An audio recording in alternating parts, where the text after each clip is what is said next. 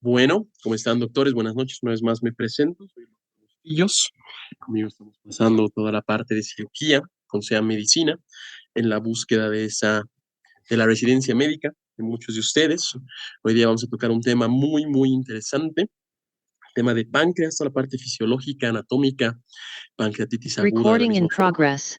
Ahora, sí, yo les voy a hacer muy claro que por el tiempo y por la, la gran cantidad de estudios, visiones que se tienen del páncreas, hay unidades enteras, especialidades, subespecialidades y altas especialidades dedicadas simplemente a páncreas. O sea que este es un pantallazo grande de todo lo que es pancreatitis. O sea que si pueden indagar mucho más, eso va a ser muy bueno para su función, su desempeño profesional. Y bueno, para la parte que nos interesa, todo lo que está en el Schwartz, todo lo que está, eh, lo que es de la bibliografía del examen de residencia boliviana del año 2026, lo vamos a intentar tocar el día de hoy, por lo menos la parte gruesa. Como ya hemos hecho, por favor, si los micrófonos, eso sí, lo pueden apagar, este tema es bien intricadito, hay cositas que hay que entenderlas, o sea que mientras menos distracciones tengamos, mejor. Una vez más, me disculpo por la tos, que les voy a interrumpir tal vez de momento en momento, pero ya estoy mejorando, pero que no les sea muy interruptiva. Bueno, montando, entonces podemos iniciar. Hablemos de este tema tan interesante que es pancreatitis y páncreas.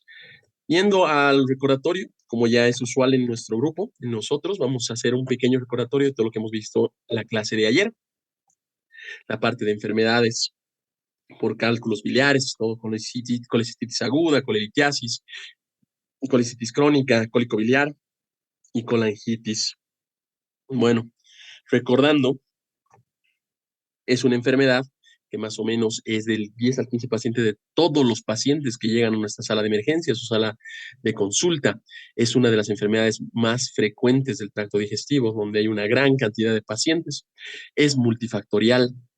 Hay múltiples factores que se relacionan, factores de riesgos. Aquí podemos hablar de la edad, del índice de masa corporal, y uno de los más marcados en esto de los factores de riesgo es el sexo femenino, por los estrógenos que confiere. Estas tienen hasta 3 veces más la posibilidad de tener estos cálculos biliares. Ya también hemos visto cómo es la evolución natural de esta patología, que va de la colelitiasis asintomática, de solo tener la presencia de los litos, a tener síntomas y a cólicos biliares, la repetición de estos cólicos biliares que pueden generar esta colelitiasis sintomática, que para nosotros también se puede llamar colecistitis crónica litiásica, la enfermedad por cálculos biliares complicada, que ya va a empezar siendo una colecistitis aguda con la impactación del cálculo, que puede llegar a una infección, a piocolecisto, o una migración del cálculo hacia el colédoco, o una infección dentro de esta vía biliar principal, esta vía del colédoco que se llama colangitis, todo lo que ya hemos visto en la clase de ayer. Y bueno, continuando, hemos visto que a través de la sedimentación, de esa sobresaturación marcada ya sea por el colesterol, la lecitina o las sales biliares, vamos a tener la presencia de diferentes tipos de cálculos. Aquí hemos visto que las partes importantes son la bilirrubina, las sales biliares, los fosfolípidos y el colesterol. Estos tres van a tener una unión, una paz dentro de todas sus formaciones, o sea, un nivel donde todo es normal, un status quo, donde al tener una concentración adecuada de las tres, sales biliares, fosfolípidos y el colesterol, no hay soluciones micelares, no hay líquido micelar que va a llegar a esa sedimentación. Si hay algún cambio, si hay alguna alteración en esto, en esta hemostasis biliar, en este control biliar, empezamos a generar esa sobresedimentación, empiezan a acumularse, ya tenemos los cálculos presentes. Aquí hemos visto que hay 3 tipos de cálculos grandes, los cálculos de colesterol, los cuales rara vez son solo de colesterol, pero la mayoría son en gran parte del colesterol, más del 70%, como hemos visto en la clase anterior. Estos son la mayoría de los cálculos, llegan a ser radiotransparentes, no se logran ver en placas radiográficas y están generados por esa sobresaturación de la bilis con el colesterol, por la alimentación sobre todo.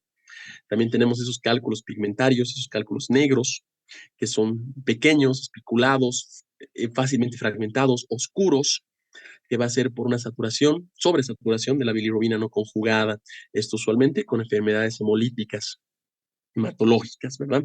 Estos pueden llegar a ser radiopacos por la presencia de calcio dentro de esta bilirrubina, ya que se pueden ver en placas radiográficas.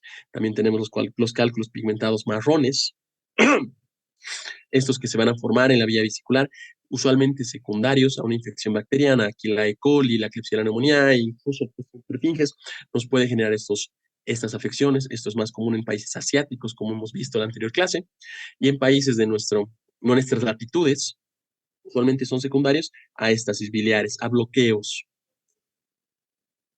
Aquí entramos en la parte clínica, cómo nos llegan los pacientes, tenemos la colelitiasis sintomática, que la primera clínica es esa muestra de cólico biliar, ese dolor en hipocondrio derecho, cuadrante superior derecho, que lo marca el Schwartz, dolor cólico, retorcijones usualmente, que puede o no puede estar acompañado con náuseas, con fiebre, que este dolor se puede irradiar, como han visto en la imagen, en todo el cuerpo, usualmente omalgia es lo que más te genera en la parte dorsal. Y bueno, que si no se tratan, aproximadamente el 66% de nuestros pacientes pueden desarrollar esta inflamación crónica con alteraciones dentro de la mucosa de la vesícula biliar. Esto ya va a afectar tanto la pared como esta hipertrofia marcada que hemos podido ver, que nos va a dar los senos de Rokitansky, de Ashoff-Rokitansky, son muy marcados, y también nos puede dar esa vesícula en fresa de la colesterolosis, ¿verdad? Que son los macrófagos que van absorbiendo las células de colesterol y nos muestran la misma imagen como fresa, una fresa que se puede, una fruta. Bueno, esos cambios van a hacer variar nuestra vesícula, va a cambiar la morfología de nuestra vesícula, ya no va a tener esas paredes normales, redondeadas o ovales en algunos casos, y pueden estar más calcificadas, donde hay una vesícula en porcelana o otro tipo de afectaciones. Bueno, como hemos visto, este dolor escólico es postprandial, usualmente secundario a ingesta de alimentos colecistoquinéticos, puede asociarse a náuseas y vómitos, rara vez acompaña a ictericia, ya que la ictericia es secundaria a la obstrucción, y bueno, una colecistitis aún no hay obstrucción de la vía biliar principal, y hemos visto igual que si el dolor dura más de 24 horas y estamos pensando en una colecistitis aguda, lo usual que tiene que durar es de 1 a 6 horas, ¿no? De 1 a 5 como hay. Bueno, aquí también tenemos la otra patología, el hidrovesicular o la hidropepsia vesicular, que es cuando un cálculo no permite el paso de la bilis dentro de la vesícula biliar, y esto a través de las células que hay en el cuello se secreta moco y esa bilis blanca que nos genera el hidrovesicular.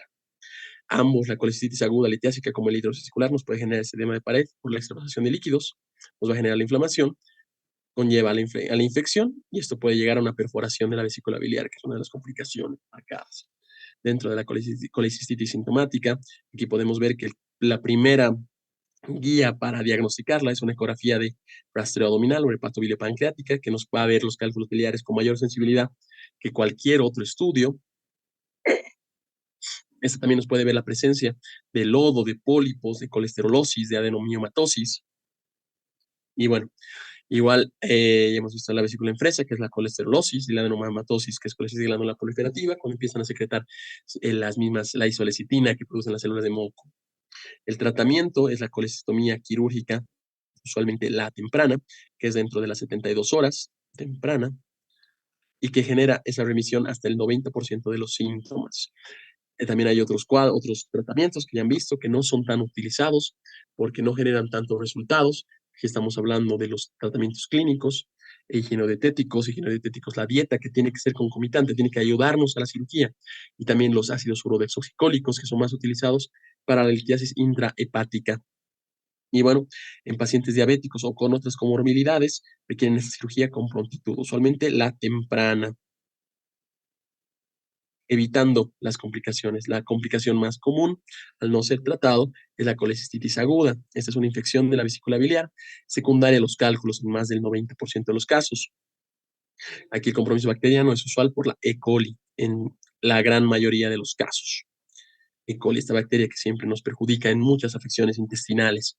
¿Cuáles son las manifestaciones clínicas? Usualmente los pacientes ya llegan con historiales, ya sea de ellos o incluso familiares, de colicitis crónica litiásica, de cuadros de cólico biliar es la repetición, mantienen un cólico biliar que no ha remitido más de las 6 horas necesarias, que está con fiebre, que está con anorexia, con náuseas en grandes cantidades, signo de Murphy positivo, usualmente hay ese esa ausencia, esa inspiración, ese detenimiento en la inspiración forzada, que ya hemos visto que es el signo de Murphy.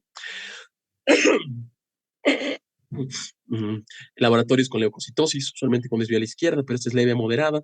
Hemos visto que es usualmente de 12 a 15.000, porque algo mayor a esto ya nos va a dar indicaciones de que estamos frente a otra patología que la vamos a repasar en un momentito. La química sanguínea hepática igual suele ser normal, porque no hay una obstrucción de vías biliares. La ictericia grave ya no es indicadora de colicitis aguda, sino de una obstrucción de vía biliar. Y bueno, la inflamación pericolicística nos puede ser secundaria a un síndrome de Mirici, que esta es una impactación del cálculo que está en el cístico dentro de las paredes del colédoco por contigüidad. Ya genera las fístulas coledocisto-coledociana en primer grado, segundo grado, tercer grado, ¿verdad? Y los 4 grados del síndrome de Mirici que hemos repasado en la anterior clase. Uno, la compresión. Segundo grado, la fístula en 1/3. Tercer grado, la fístula en 2/3, y el cuarto grado, la fístula completa. La colecistitis aguda, bueno, igual el diagnóstico de mayor utilidad es la ecografía abdominal. Aquí nos va a dar todo lo que hemos visto en los criterios de Tokio. Muy importante el engrosamiento de la pared, el tamaño de la vesícula, el líquido pericolecístico y el cálculo enclavado en bacinete sin afectaciones en los cambios de posición. En pacientes especiales que tienen algún cuadro especial, se puede hacer una gira, una escinterografía. Esta se va a ver la obviación, no se logra pintar la vesícula biliar porque el cálculo está allí, el contraste no puede pasar. Esto usualmente en pacientes que son atípicos. ¿Cuál es el tratamiento que le vamos a dar? Lo vamos a restituir con líquidos antibióticos de amplio espectro por esa infección.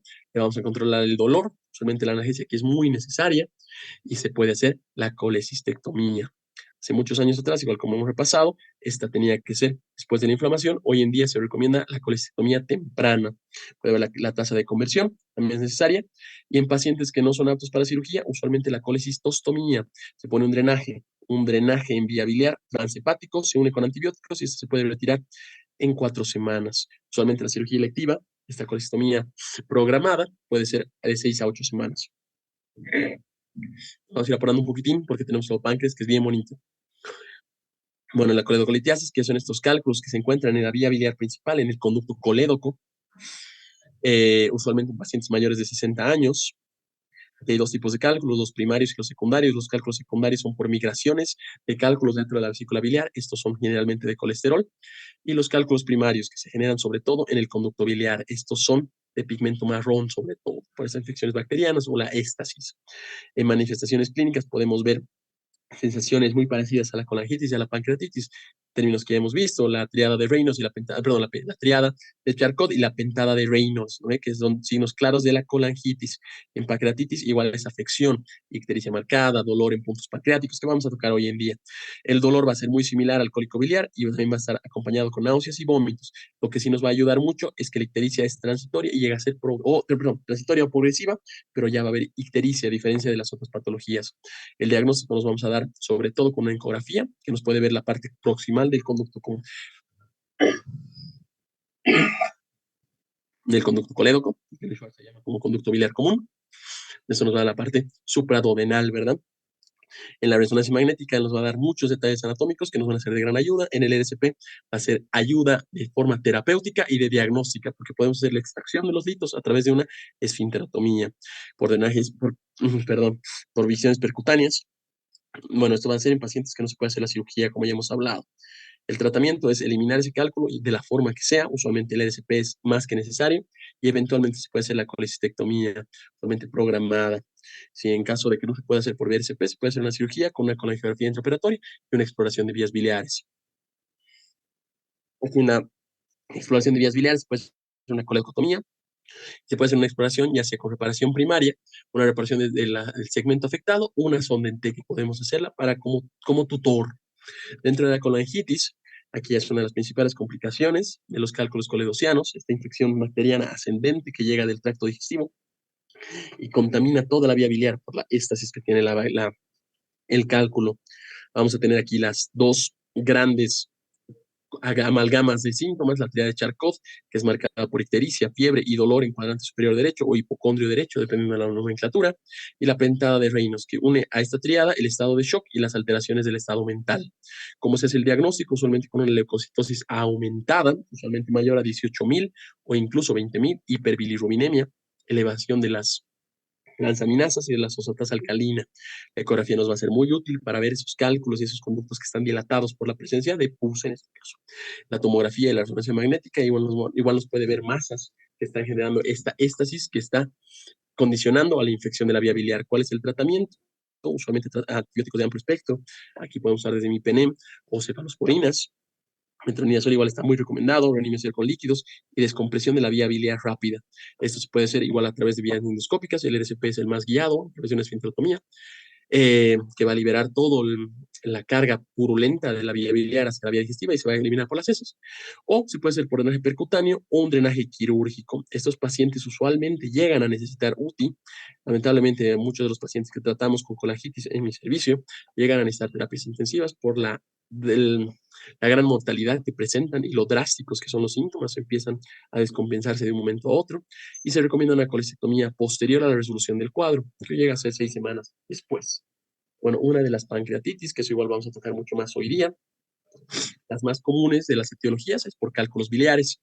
Aquí los cálculos biliares pueden ser una obstrucción transitoria y persistente, y bueno, un poquito de esto vamos a tocar más en el tema de hoy, por eso no lo voy a tocar mucho. Necesitan una internación, limitar la alimentación por vía oral, hidratación y control del dolor sobre todo.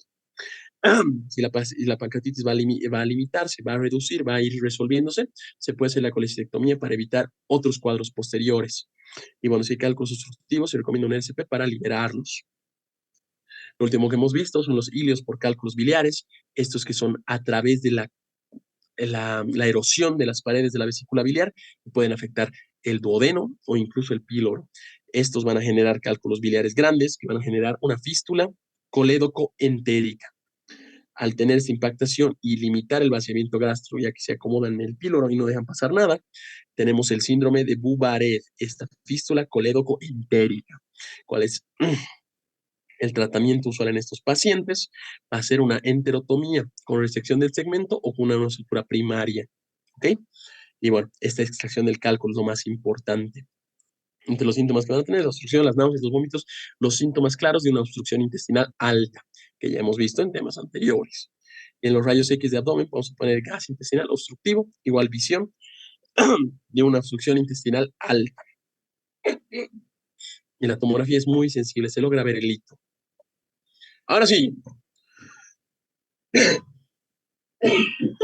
el tema que nos toca hoy en día. Bueno, desde el inicio van a ver que el páncreas es el mismo libro de Schwartz, como, bueno, van a ver en la siguiente diapositiva, como implacable, muchos le tienen miedo a tocarlo. Es un tema muy bonito y como les mencionaba al comienzo de la clase, este solo es un pantallazo de todo lo que tienen que ver. Es una visión, no quiero decir superficial, pero una visión que puede ser agrandada, porque páncreas no solo es una especialidad, es una subespecialidad. Hay unidades de vía pancreática, altas especialidades.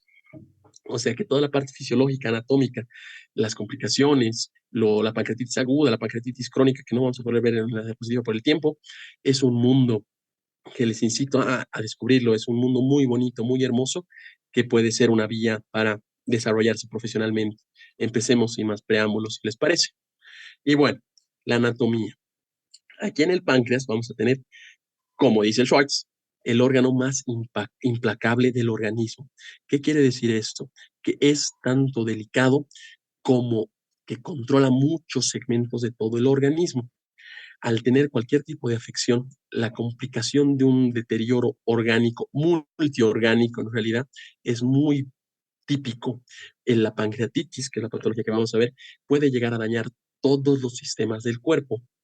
O sea que este control de la glándula pancreática es muy delicado. Por eso hay que hacer las intervenciones necesarias cuando son necesarias, nada más ni nada menos. ¿Ok? Bueno, hemos visto como en la primera clase está situado en lo profundo del epigastrio, usualmente en la parte superior del abdomen, pero en el retroperitoneo, atrás de las bolsas omentales. O sea que no tiene conexión con los órganos peritoneales. ¿Ok? Está rodeado de numerosas estructuras, tanto vasculares como otros órganos. Aquí las más importantes que pueden ver, la arteria aorta abdominal, la mesentérica superior, partes de la mesentérica inferior, el vaso, el duodeno, la vena porta, la vena esplénica, la mesentérica superior, la vena mesentérica inferior. la vena epigástrica, bueno, una infinidad que lo vamos a ver en la parte de vasculatura. O sea que tocar esta parte del páncreas puede generar mucho sangrado y es uno de los mayores riesgos en las cirugías pancreáticas, tanto de resecciones como de derivaciones. En muchos pacientes que se hace una cirugía de Whipple, que es una de las más largas dentro de toda la especialidad de cirugía general, el poder diferenciar estas estructuras para hacer la resección pancreática es de gran importancia para evitar el sangrado y el posible deterioro de nuestro paciente. Bueno, también hay que ver que cualquier trauma menor nos puede ya desencadenar clínica de una pancreatitis. Y bueno, como van a ver en la parte de la pancreatitis, puede llegar a deteriorar todas las funciones del cuerpo. O sea que hay pancreatitis por trauma, hay pancreatitis por iatrogenia, que son traumas dentro de procedimientos que van a ver en unos momentos. O sea que hay que tener mucho cuidado cuando tenemos cualquier interacción con este órgano. Tratarlo con respeto, alguna vez me dijeron. Y bueno, esta relación del páncreas con todas las estructuras que están alrededor de sus segmentos es muy importante. Con esto se va a evitar la lesión pancreática y también se va a entender cómo atender algunas de sus complicaciones. Bueno, vamos a la anatomía macroscópica. Como muchos ya saben, el páncreas es retroperitoneal, está en todos los segmentos posteriores y tiene partes. Estas partes se llaman cabeza, cuello, cuerpo y cola, segmentaciones a veces arbitrarias, dependiendo cómo es la segmentación y la relación con otras partes, otros segmentos de la anatomía externos al páncreas. También hay un proceso muy importante que se llama el proceso ulcinado, que es parte de la región de la cabeza, que van a ver cómo se forma. ¿Ok?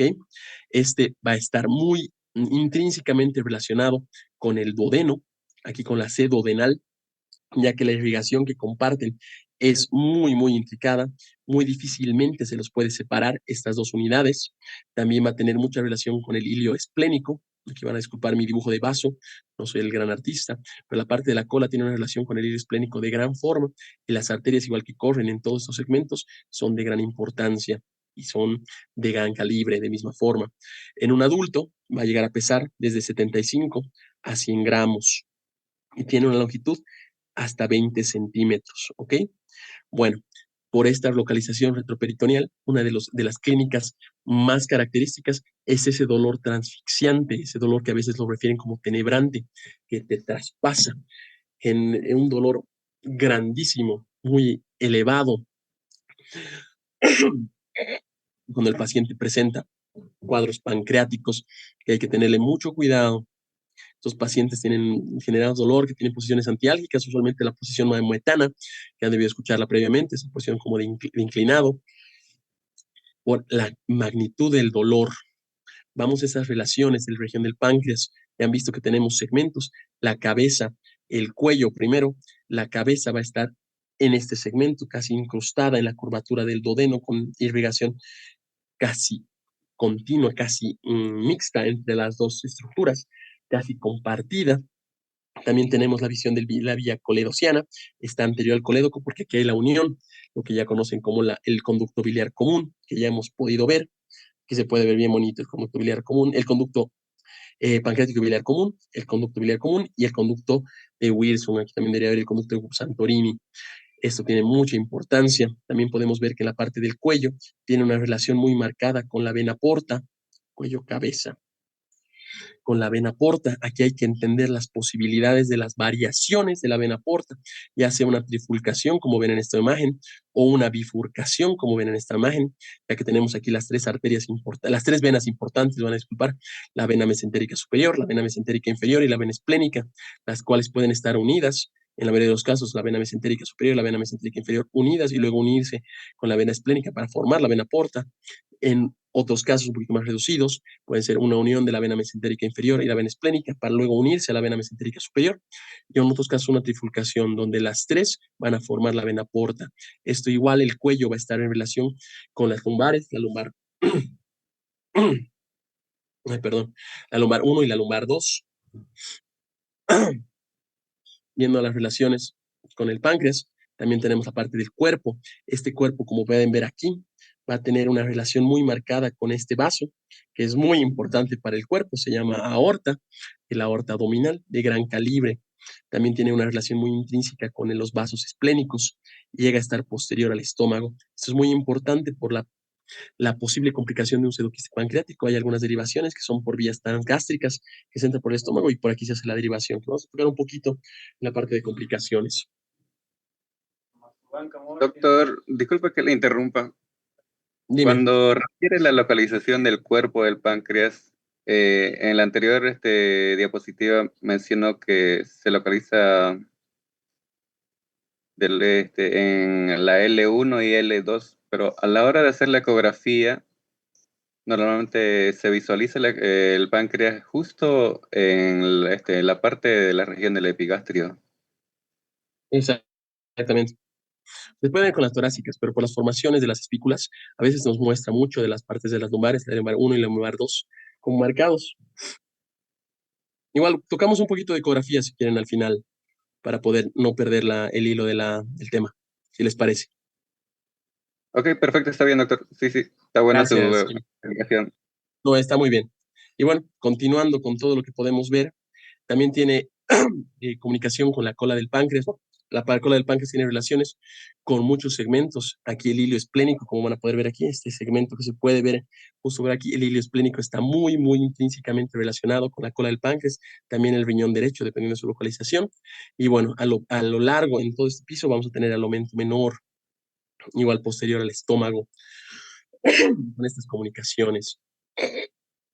Ahora, para ver cómo se forma el conducto pancreático, el conducto de Wilson y el conducto de Santorini, tenemos que tener mucha relación con cómo es la parte embriológica. Aquí empezamos con, han debido ver que la formación del, del páncreas inicia con dos yemas, la yema ventral, perdón, y la yema dorsal, ambas las diferentes. La yema de divertículos hepáticos en la parte fetal, mientras que la yema dorsal de común. Bueno, lo importante de esto es, por favor, si pueden apagar de verdad los micrófonos. Y bueno, como vamos a ver esto, hay una rotación, usualmente la yema Doctor, dorsal. doctor, disculpe que le interrumpa. ¿Puede volver a repetir? Es que se le escuchó entrecortado. Entiendo, tal vez era por la tos, claro que sí, Gracias, doctor. con mucho gusto. Bueno, en la anatomía del conducto pancreático hay que tener mucha relación con cómo se forma en la parte embriológica. Aquí tenemos dos yemas que van a tener cada uno de los conductos. Aquí tenemos la yema dorsal, como pueden ver aquí, y la yema ventral. Cada una debe estar encargada de un conducto específico. La yema dorsal va a ser el conducto de Santorini y la yema ventral va a ser el conducto de Wirsung. Estas van a tener una rotación en la forma, en el paciente, bueno, no en el neonato, en el fetal, en la maduración fetal, y van a ir rotando. La yema ventral usualmente hace este giro a la derecha y la yema dorsal va a hacer un giro en forma horaria para tener la conformación de ambos caminos. Aquí vamos a tener esta unión de los dos primordios, de los primorios dorsal y primorios ventrales, generando la formación del páncreas. Aquí el primorio ventral va a generar ese proceso uncinado y la cabeza pancreática, y el primordio dorsal, que era parte de la yema ventral, va a generar el cuerpo y la cola, aquí uniendo ambos conductos. Estos conductos igual tenemos algunas alteraciones en ciertos casos. La mayoría de los casos tenemos esta papila menor o accesoria en el 60%, en el 20%, en el 30%, perdón, vamos a tener este conducto accesorio ciego. Ahorita lo borro para que puedan ver cómo se forma. Es una falta no llega a concluir el conducto Santorini en este caso al duodeno, o sea que hay una asa ciega que va a hacer todo el reflujo por el mismo conducto pancreático. Igual en algunos casos menores tenemos una papila menor, solo la papila menor, ya que el conducto de Wilson no tiene comunicación, solo sale por ese segmento, como pueden ver en este lado. Y bueno, como puntos claves que nos marca podemos ver la función incompleta de los conductos pancreáticos dorsales y la parte ventral va a resultar en esos páncreas divididos en las alteraciones que hemos mencionado, cuando los conductos pancreáticos, tanto Santorini como Wilson, no entran de la misma forma a la vía del duodeno, a las anomalías ductuales. Aquí nos va a ayudar mucho la colangiopancreatografía por resonancia magnética, como la colangiopancreatografía retrógrada endoscópica, para identificar estas anomalías y poder determinar el patrón ductal del páncreas a través de intentos de intervenciones. ¿Por qué nos es útil esto? Porque al los procedimientos de RCP nos podemos canalizar caminos diferentes, podemos entrar por conducto Santorini y no llegamos a lo que queremos llegar, ¿ok? Bueno, continuando con la irrigación, igual dependiendo del segmento que tenemos, hemos visto que el páncreas tiene una relación con vasos muy grandes. O sea que aquí también dependiendo de qué segmento vamos a tener una irrigación específica. La arteria hepática, que es la que nos va a guiar del tronco celíaco y de la aorta abdominal, como aquí la pueden ver, la arteria hepática común, va a generar la arteria gastroduodenal. Esta arteria gastroduodenal va a generar dos formaciones. La arteria pancreoduodenal superior, superoanterior, que está, bueno, la arteria gastroduodenal va a generar la pancreoduodenal superior y la anterior y posterior. Estas dos van a generar arcos que van a irrigar toda la cabeza pancreática, los que ya también les comentaba que están intrínsecamente relacionados con el duodeno. Aquí pueden ver los dos arcos. Estos igual van a estar unidos a través de las anastomosis que van a generar la pancreatoduodenal, que estamos aquí, la pancreatoduodenal inferoanterior y la pancreatoduodenal inferoposterior, perdón, uniendo esos arcos pancreáticos de la cabeza del páncreas. Vamos a abrirlo un poquito para que puedan verlo bien. Bueno, en la parte del cuerpo y de la cola va a ser ramas de la arteria esplénica. Ahora sí, ramas de la arteria esplénica. Esta arteria, que va a ser dada por el tronco celíaco, va a ir alrededor de toda la parte superior del páncreas y va a llegar al hilio esplénico. Estas nos van a dar arterias dentro del cuerpo del páncreas. Aquí estamos con la arteria pancreática dorsal, la arteria pancreática mayor y la arteria caudal. También la parte inferior va a estar irrigada por la arteria pancreática inferior, que van a ser de la mesentérica superior, como lo pueden ver en este segmento. ¿Por qué nos es importante eso? Igual porque hay procedimientos quirúrgicos. Bueno, tal vez hoy día no los podamos tocar mucho, porque son, no, eso más de su especialidad, bueno, de especialidad en realidad, que son para pancreatitis crónicas, donde se hacen procedimientos de sección de toda la región pancreática, donde por la relación con estas arterias genera mucho sangrado y hay que tener mucho cuidado al no lacerar estas arterias. También tenemos anomalías en la irrigación. Aquí puede haber lo que se llama arteria hepática derecha reemplazada, cuando no funciona adecuadamente esa irrigación y está dada por otra arteria, usualmente parte del tronco celíaco. Esto se puede producir hasta en 15% de los pacientes. ¿Y de qué es importante? Es lo que les mencionaba. Hay que tener mucho cuidado de estas anomalías antes de las operaciones para evitar lesiones inadvertidas, evitar cualquier lesión de vasos, porque estos sangran, sangran y sangran y sangran y te puede generar un shock hipovolémico. Bueno, la anatomía hepática arterial anómala puede originar igual isquemia hepática durante la disección del aporte hepática. Como tenemos secciones de esos segmentos, podemos alterar la misma irrigación y generar necrosis, que es lo que más daño le va a generar al páncreas, como van a ver en la pancreatitis. Y bueno, en las imágenes tomográficas nos van a ser de gran ayuda porque nos van a permitir ver esos vasos. Hay tomografías de multicorte que nos van a generar este corte fino para identificar estos patrones arteriales y venosos para planificar mejor un tratamiento quirúrgico. Continuando con la parte de anatomía, hay que ver el drenaje venoso. Dentro del drenaje venoso, me disculpo una vez más, tenemos las arcadas, que esto en la cabeza, bueno, dependiendo del segmento, vamos a drenar. Aquí tenemos la vena pancreática duodenal. Aquí tenemos la parte superior, que va a drenar directamente a la vena porta, como lo pueden ver aquí, la pancreático duodenal anterosuperior, que drena directamente a la vena porta, como se identifica en ese segmento. Esta también va a estar unida a través de arcos a la vena pancreática duodenal anteroinferior, que a su vez va a drenar tanto a la vena mesentérica y a la vena gastroepiploica derecha para generar toda esa liberación. Un poco más fáciles en la parte del cuerpo y la cola, donde directamente se drena todo por la vena esplénica, con algunos segmentos que sí drenan a la vena mesentérica inferior, como lo pueden ver en esta parte del dibujo. Una vez más, lo importante de todo este segmento es la relación que tiene cada parte del páncreas con sus vasos grandes para generar, perdón,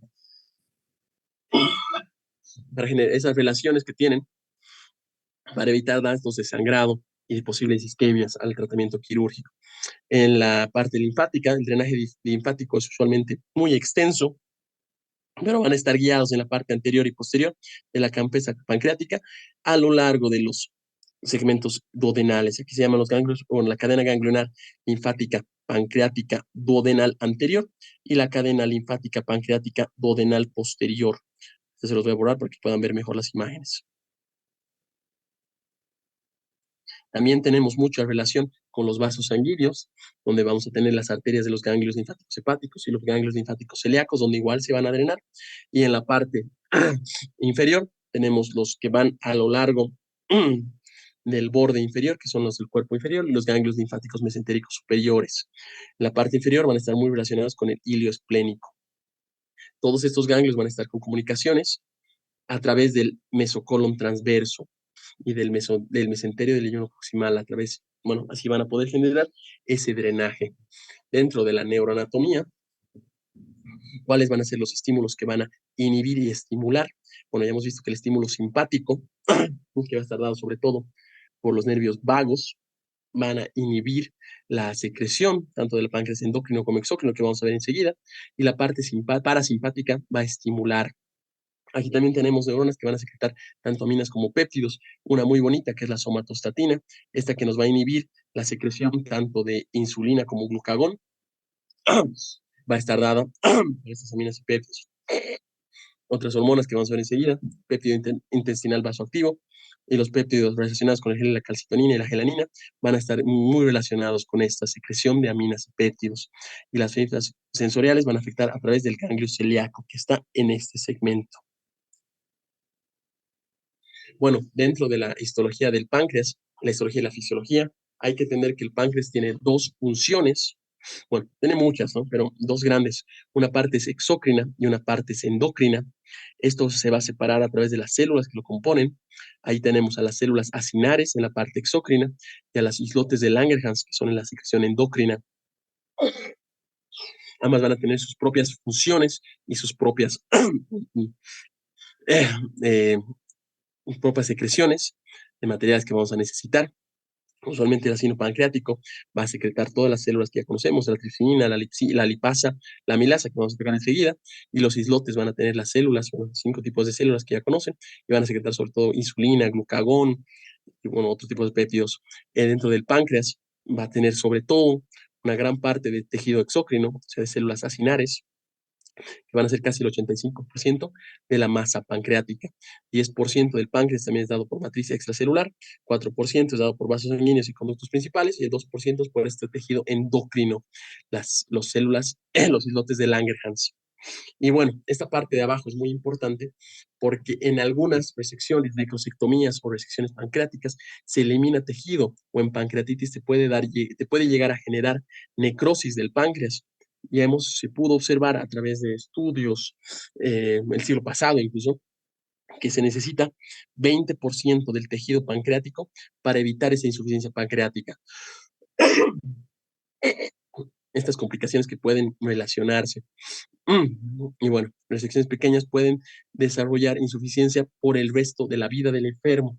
Puede generar problemas endocrinos, diabetes o en muchos casos, o afecciones en la producción de enzimas para la digestión y puede afectar todo el tracto digestivo de estos pacientes. Bueno, ahora yéndonos a los dos páncreas que hemos visto, el páncreas exócrino, que es el más grande, va a ser dado por estas células acinares y estas células centroacinares, aquí con gran importancia en las células simógenas, las células, bueno, la parte simógena, en realidad las vesículas simógenas, que nos van a generar estas estructuras que van a poder secretar las enzimas que vamos a hablar en la siguiente diapositiva. Este páncreas exócrino va a secretar entre 500 a 800 ml de jugo pancreático, el cual es incoloro, es indoloro, es alcalino, es isosmótico. Si alguien pudo ver alguna fístula pancreática, parece saliva, parece jugo casi transparente y no tiene ningún tipo de olor. Bueno, alrededor también se marca de 40 células acinares, van a marcar, van a hacer la conformación de lo que se llama un acino pancreático, todas estas formaciones. ¿Ok? Bueno, estos van a estar encargados sobre todo de la secreción de bicarbonato y secreción de cloruro a través de las hormonas que vamos a ver enseguida. Entre estas enzimas pancreáticas van a secretar enzimas que ya conocemos, la amilasa, la lipasa, la proteasa, el tripsinógeno. ¿Y qué quiere decir esto? Van a empezar a liberar, a destruir, a degradar los alimentos. De ahí viene el nombre. Carbohidratos de almidón, amil-asa, que es separación, ¿verdad? De la lipasa, de la grasa, lípidos, asa, para separar los triglicéridos. Y de las proteínas la elastasa, igual la tripsinaja, que es muy importante. Entonces vamos paso por paso. Los carbohidratos van a estar encargados la amilasa, que es la única que se forma dentro de la enzima de los enzimógenos en su forma activa. No tiene una preenzima. O sea que esto va directamente para generar la separación en los sustratos, en lo que comemos, en esos hidratos de carbono que podemos alimentarnos a través de las enterosquinasas en el intestino. Y esto va a generar la separación del almidón en los productos que son glucosas, maltosas, maltodextrosas y dextrinas, que estos son posibles metabolitos que podemos consumir, que podemos absorber en todo caso. Dentro de las proteínas, aquí tenemos a las endopeptidasas, que va a desdoblar todos los aminoácidos que generan esas proteínas y van a generar aminoácidos simples que podemos absorberlos. Aquí sí no tenemos funciones ni activadas, tenemos preenzimas, la más común, el tripsinógeno, que va a efemerar la tripsina. Esto es muy importante en la fisiopatología de la pancreatitis. De la misma forma, el tripsinógeno, que nos formula el quimotripsina, igual la prolastasa, que nos va a dar la elastasa. Y bueno, las exopeptidasas, que son la procarboexopeptidasas, igual que nos van a dar el desdoblamiento de los aminoácidos en cadenas peptídicas largas, en aminoácidos un poco más de menor tamaño. Carboxipeptidasas A y B de formas activas. Y dentro de las grasas, las que ya conocen, la limpasa pancreática, que va a separar estos triglicéridos en ácidos grasos monogliceroles más pequeños que podemos absorber. Aquí también está la fosfolipasa A2, que es la forma inactiva, y la fosfolipasa A2 de forma activa, activada a través de la tripsina. Y bueno, las esterasas de colesterol que van a generar esos lípidos neutros. Todo esto que lo que nos va a ayudar ayuda a generar esa absorción de los nutrientes de la alimentación. Dentro de la otra parte del páncreas, el páncreas endocrino, esto es a través de las células de los islotes de Langerhans. Aquí hay múltiples células que nos van a ser de gran ayuda. Usualmente las células alfa, que son dadas por el glucagón, de forma periférica, sobre todo en la periferia del páncreas, que casi llega al 10%, que predominan en cuerpo y cola. Las células beta, que nos van a dar la insulina. Esto está en el centro, casi sobre todo en el cuerpo del páncreas, está dado por el 70% de todos estos segmentos. Las células delta, que nos van a dar la somatostatina, que como ya hemos visto es inhibidor sobre todo de estas primeras dos, que nos van a inhibir la secreción de insulina y de glucagón, y van a ser igual periféricas, llegan a casi el 5%. Las células epsilon, que nos van a dar sobre todo la grelina, que ya hemos visto en clases anteriores, y que funciona igual en la siguiente diapositiva vamos a ver, y las células PP, que nos van a dar el polipéptido pancreático periférico. Estas nos van a ayudar mucho usualmente en la formación de ayuno, que predominan en la cabeza. Aquí están las hormonas que generamos, de dónde generamos, qué funciones tenemos. Aquí entran en la insulina, que es dado por las células beta, de gran ayuda, bueno, para todo el cuerpo. ¿Cómo van a estar? Van a disminuir la gluconeogénesis, van a disminuir la glucogenólisis, van a disminuir la degradación de ácidos grasos y la cetogénesis. ¿Qué nos va a aumentar? Nos va a aumentar la glucogénesis, la síntesis de proteínas y la captación de glucosa. Todo lo que está marcado en el Schwartz. El glucagón, que va a estar dado por las células alfa, va a tener los efectos opuestos a la insulina, o sea, todo lo que aumenta va a disminuir, lo disminuye va a aumentar, y va a aumentar sobre todo la glucogenólisis hepática y la gluconeogénesis, justo los que la insulina disminuye, ¿verdad? Toda la parte de diabetes, que yo creo que van a tocar mucho más a detalle en medicina interna. La somatostatina, que va a inhibir toda la secreción de todos los polipéptidos pancreáticos e intestinales, que va a incluir la inhibición de insulina y el glucagón, también va a reprimir el crecimiento celular como un control, como hemos visto en otras patologías. El polipéptido pancreático, usualmente asociado al ayuno,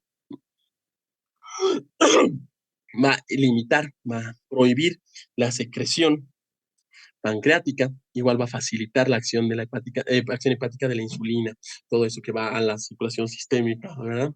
Y bueno, la milina, que es dado por las células beta, igual va a contrarregular la función y la función va a contrarregular la función y la secreción de la insulina.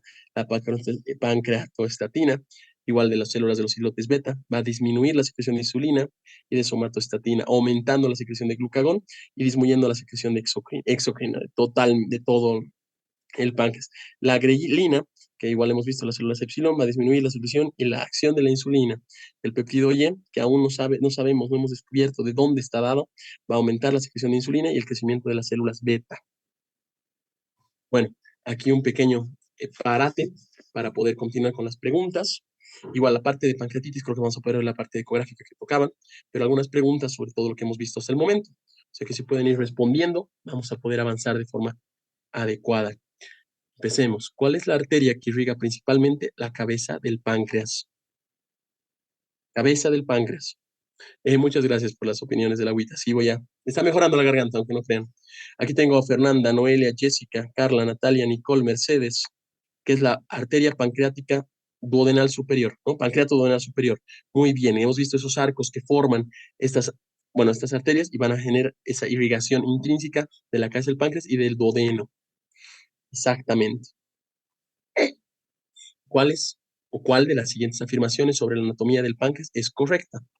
Leemos una a una. El páncreas se localiza completamente dentro del mesenterio. El cuerpo del páncreas se sitúa anterior a la vena porta. El conducto pancreático principal desemboca en el duodeno a través de la ampolla de Vater.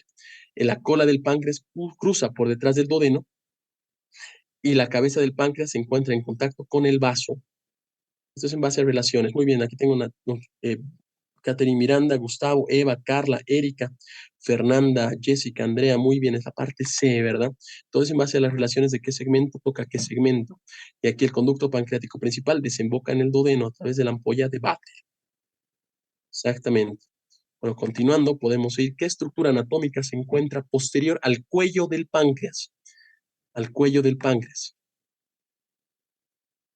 No, perdón, sí, B, totalmente de acuerdo. C, Mayra, tenemos muy bien. Aquí tengo a Marina, Mercedes, Jimmy, Josué, José Luis, la vena porta. Hemos visto que incluso tiene diferencias, alteraciones anatómicas normales, esa trifurcación, esa bifurcación, ya sea de la mesentérica superior con la esplénica o la mesentérica inferior con la mesentérica superior. Y esa es la respuesta correcta, la vena porta. Continuando, ¿qué parte del páncreas está en contacto con el hilio esplénico? Esta está bonita, está facilita. La cola, exactamente. Aquí tengo William, Marina, Eva, Katy, Miranda, Melissa, que van a decir que es la cola. Exactamente, es la que tiene relación con el hilo esplénico. Con el hilo esplénico, exactamente. Bueno, continuando. ¿Cuál de los siguientes enunciados describe mejor la relación anatómica del proceso unciforme del páncreas? Esta es bonita para los que han podido ver las imágenes y han leído el librito. B, muy bien, no esperaba que la conteste tan rápido. A ver, ¿quién es? Para que le diga. José Luis, muy bien, te felicito, tú fuiste el primero. Igual Roberto, Mercedes, Melissa, Albert, ¿cómo han visto en la parte inferior? Se encuentra posterior a la arteria mesentérica superior. Muy bien, los demás tampoco tienen mucha relación. Si usted es superior al duodeno, no es cierto. Casi lateral. ¿Es lateral al vaso? Tampoco es cierto. ¿Se extiende hacia arriba, hacia el lóbulo derecho del hígado? No. ¿Es anterior al cuerpo del páncreas? Está bien la respuesta, que es la B. ¿Cuál es la siguiente afirmación sobre la irrigación arterial del páncreas? Es correcta. ¿Cuál es la siguiente, perdón, cuál de las siguientes afirmaciones sobre la irrigación arterial del páncreas es correcta? Aquí no tengo respuesta. Eibar, Elvis, muy bien. Gabriel, lo tengo muy bien, están con C. No es B, chicos, no es B. Es C, Melissa, Iván, Noelia. Vamos a ir revisando cada respuesta. La arteria hepática propia irriga el proceso unciforme. No, la arteria hepática te da ramas que van a irrigar toda esa parte, todo ese segmento. El cuerpo del páncreas es irrigado exclusivamente por la arteria mesentérica superior. Pues no. La esplénica también tiene mucha función en el cuerpo. La arteria esplénica proporciona ramas pancreáticas al cuerpo y a la cola del páncreas. Esta es la respuesta. Hemos visto que hay esas arterias pancreáticas dorsales, la caudal, que nos van a generar toda esa irrigación los segmentos del cuerpo es la cola. La arteria mesentérica inferior irriga el cuello del páncreas. Bueno, no, más a la cabeza, ¿verdad? Y el páncreas no tiene aporte de arterias duales. Bueno, eso es mentira. Tiene mucho aporte, más bien. Bueno, continuando. Bueno, ahorita no tenemos muchas preguntitas porque la parte de pancreatitis igual es amplio. Ya casi estamos una hora en esto. ¿Cuál es la estructura más cercana a la cara posterior del cuerpo del páncreas? El cuerpo del páncreas, igual lo he mencionado.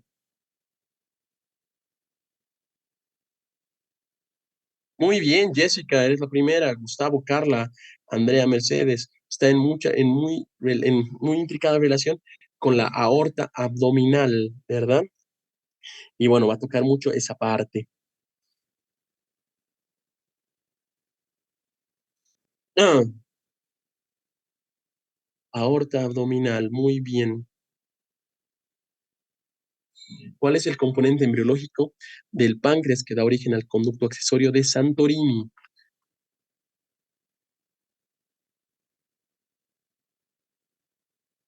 Adelina, esa está bien. Fiorella, muy bien. Albert, Marina, muchos me han puesto la parte ventral, pero tengo que decirles que no. La parte ventral nos va a dar el conducto Wirsum. La parte dorsal nos va a dar el conducto de Santorini, que es el conducto accesorio. Han visto cómo son las rotaciones, cómo van formándose. Aunque la parte dorsal es la más grande, nos da el conducto accesorio.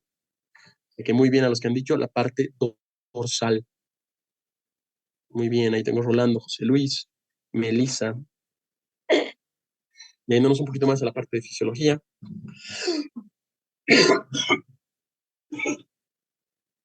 Perdón de verdad por la tos. Espero ya estar mejor para la siguiente semana, ya poder hacer clases un poquito más directas. ¿Cuál de las siguientes células pancreáticas es responsable de la secreción de insulina? Insulina, esta está bonita.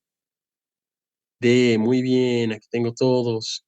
Ya hemos visto en las últimas diapositivas, las betas se encargan de la insulina. Las alfas van a ser de glucagón. Muy bien. Continuemos. Las células beta. ¿Cuál es el estímulo fisiológico más potente para la secreción de bicarbonato por el páncreas exócrino? Esto igual va a los que han podido ver. Es en base al... Muy bien, no les puedo agarrar ni una. Adinalina, Gabriel, Natalia, Marina, Jimmy, Jessica, la secretina. Están en lo correcto. La secretina, perfecto. Bueno, ¿qué componente es secretado por las células acinares del páncreas?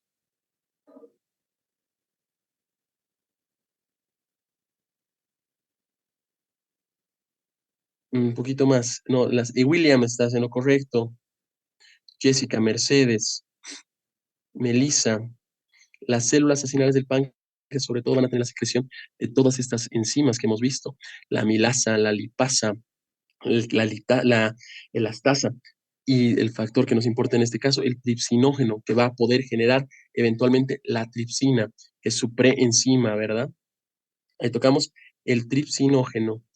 ¿Cuál de las siguientes hormonas pancreáticas inhibe tanto la secreción de insulina como la secreción del glucagón? Bueno, esto medio que ya les di la respuesta en las diapositivas.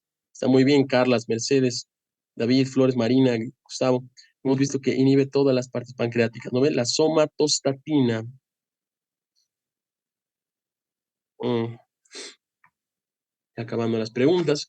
¿Cuáles de las siguientes afirmaciones sobre el polipéptido pancreático es correcto? Esto igual les he mencionado. Muy bien, Wilder, doctora Gallardo, Gabriel, Marina, están en lo correcto. Se secreta en respuesta al ayuno. Y en base al ayuno van a poder generar algo. Muy bien. Y acabando, ¿cuál de los siguientes componentes forma parte del sistema de transporte que permite la liberación de enzimas pancreáticas enzimáticamente activas? Aquí son las... no. Sí, muy bien, Carla. Aquí también tengo Edwin, Noelia, a Carla otra vez, Adinalina, Melissa, Robert, esas vesículas simógenas, ¿no ven? Que igual nos van a ser de gran importancia en la parte de la pancreatitis que vamos a ver enseguida. A ver, ¿cuál es el efecto de la colecistocinina sobre el páncreas exócrino? exócrino, perdón. A ver si esto pueden ver, estamos en base al libro. No, no es C, muchachos. D, muy bien, Jessica Marina Adilarina, Robert Benjamín, exactamente, va a ser estimular la secreción de enzimas digestivas, tanto la milasa, la lipasa, el tripsinógeno, nos van a hacer esa degradación de las sustancias de los alimentos. Esto es del libro, a ver si lo han podido leer. ¿Cuál de los siguientes procesos permite que las enzimas pancreáticas se activen únicamente en el intestino? Bueno, también es de descarte. Mm, Gabriel, adrenalina marina, Erika, muy bien. Sí, son las enteroquinasas que se producen en el duodeno que van a generar esta reacción con las enzimas pancreáticas. Es a través de la enteroquinasa del duodeno. Bueno, y como dice intestino, se podía haber descartado todo lo demás. Bueno, ahora sí entremos a la parte de pancreatitis, que es el tema importante. Bueno, todo lo que vamos a ver. He visto la parte anatómica y fisiológica, como les digo, un pantallazo de todo lo que tenemos que saber, porque es un mundo el páncreas. Y ahora podemos ver en nuestro caso clínico. Les voy a hacer lectura. Tenemos una mujer de 38 años que acude a emergencias por dolor abdominal intenso, de inicio súbito, desde hace 6 horas, de gran intensidad, localizado en epigastro y irradiado en cinturón hacia la espalda. Se acompaña usualmente de náuseas y de vómitos alimenticios en 3 oportunidades. El dolor va a empeorar en decúbito supino y mejora parcialmente al inclinarse hacia adelante. No refiere fiebre al inicio, pero sí sudoración profusa. Como antecedentes patológicos, tiene una colelitiasis diagnosticada hace un año, el cual no ha tenido tratamiento quirúrgico. Tiene hipertensión arterial controlada con los sartán y quirúrgicamente ha tenido unas cirugías, ha tenido una cesárea hace 8 años aproximadamente. Dice que es consumidora de alcohol ocasionalmente, 2 a 3 copas de vino en reuniones específicas y no es fumadora. Al examen físico tenemos una fase dolorosa, la cual es diaforética. El abdomen tiene una leve distensión, un dolor muy intenso en la palpación en epigastrio y en hipocondrio derecho, defensa abdominal voluntaria, ruidos hidroaéreos disminuidos, otros hallazgos que llegan a la noictericia y no hay presencia de signos de Cullen ni de Cray-Turner, que vamos a ver en un momento.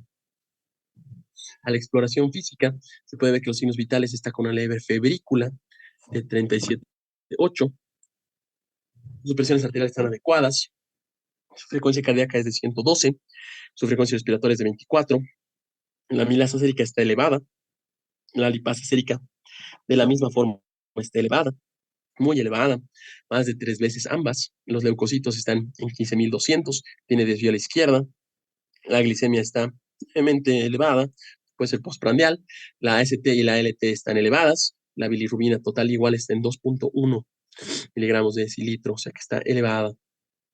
En el ultrasonido podemos ver una vesícula con múltiples cálculos pequeños, un colédoco de 9 milímetros y un páncreas aumentado de tamaño e hipoecoico.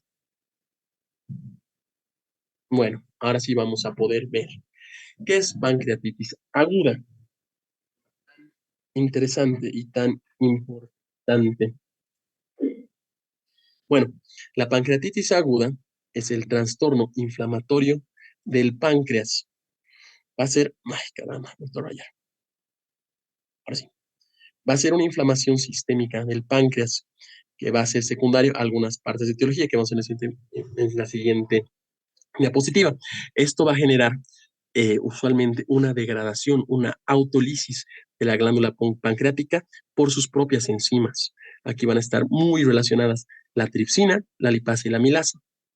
Estas van a degradar el tejido pancreático, que ahorita lo vamos a ver en la parte fisiopatológica, y van a generar mayor inflamación. Al generar inflamación en el páncreas va a haber presencia de edema. El edema va a llegar a comprometer la vasculatura. Hemos visto las secciones de isquemia. Esta isquemia puede generar necrosis. Esto va a ser la destrucción de los segmentos pancreáticos, una necrosis pancreática y disminución de la función de esta glándula pancreática. Esta enfermedad puede variar desde una inflamación leve, que usualmente es autolimitada, hasta una enfermedad grave que tiene que llegar a terapia intensiva con necrosis infectada, afección de disfunciones multiorgánicas severas, que puede llegar a la mortalidad del paciente. Tiene hartos grados de nivel de mortalidad. Bueno, nuestro texto, como ya hemos visto, es americano y entre los americanos tiene una incidencia muy grande, muy elevada, casi del 30% de los pacientes, mm, en todos los diagnósticos cuando tienen relación con el tracto intestinal. O sea, que son patologías muy frecuentes. Aquí también en nuestro medio es casi un 30%, un 40% lo que llegan a ser pacientes con pancreatitis. Curiosamente, suelen estar muy relacionadas con las fiestas. Después de los banquetes festivos, llegan más pacientes con pancreatitis.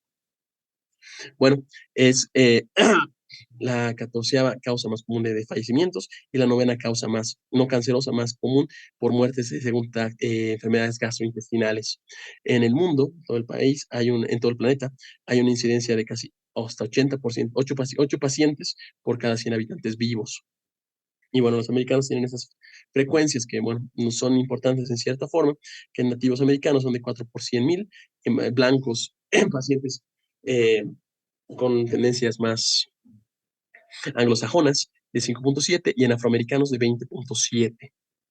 Ahora sí lo importante, ya lo que tenemos que entender, que la pancreatitis tiene una fisiopatología común casi en todas estas etiologías. Lo único que va a variar es el desencadenante, la etiología causante. Aquí, dependiendo del paciente que tenemos y de la historia del paciente, hay que guiarnos para saber qué podemos hacer para atenderlo al paciente, para hacer el tratamiento. Y entre las etiologías más comunes tenemos las dos grandes. El alcohol, que es en hombres. Esto está dado usualmente en pacientes de 30 a 40 años. Y la enfermedad biliar, como ya hemos visto en la anterior clase. Esto es mucho más común en mujeres y en 60 años de vida. Estos van a ser los dos más grandes, sin embargo, no son los únicos. Aquí también, en la gran cantidad de frecuencias, está la hiperlipidemia, por la mala alimentación que tenemos. La pancreatitis por traumas, usualmente iatrogénicos.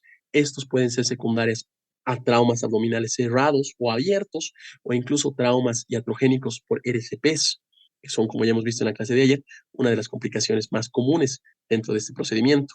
Esto es usualmente en los 60 años. Bueno, también podemos tener secundarias de isquemias, por infecciones, por páncreas divisum, por vasculitis, pero lo que quiero que acuerden es por fármacos de la misma forma. Estos son comunes, hay muchos fármacos que pueden generar este daño en las vías pancreáticas, esta activación de los simógenos. Estos usualmente están de 30 a 40 años de edad. Ahorita vamos a ver más a detalle. Igual por las hipercalcemias, vamos a ver en la fisiopatología cómo el calcio nos va a ser de gran importancia y puede ser incluso síntomas que nos pueden ayudar a darnos cuenta que estamos frente a una pancreatitis. Ahora vamos etiología por etiología, si les parece. Entonces, la etiología más común, como hemos visto, que es mucho más común en mujeres, es secundario a cálculos biliares. Bueno, aquí ha habido, según ODI, 3 posibles. ODI, un descubridor del esfínter de ODI y otras cositas biliares, ha habido 3 posibles teorías. Las 3 se basan en obstrucción. La primera habla de la hipótesis del canal común, donde los cálculos biliares llegan a una misma desembocadura con el conducto pancreático. Y si llega a haber una obstrucción en este segmento, va a haber reflujo de todo el líquido pancreático y esa autólisis de la glándula. Otras propuestas que han dado hoy, bueno, y otros autores han sido incompetencias transitorias. Usualmente el cálculo pasa a través del esfínter y esta parte del esfínter, eh, perdón, ahora se escucha, estoy viendo sus mensajes, ahora se escucha mejor. Sí, doctor.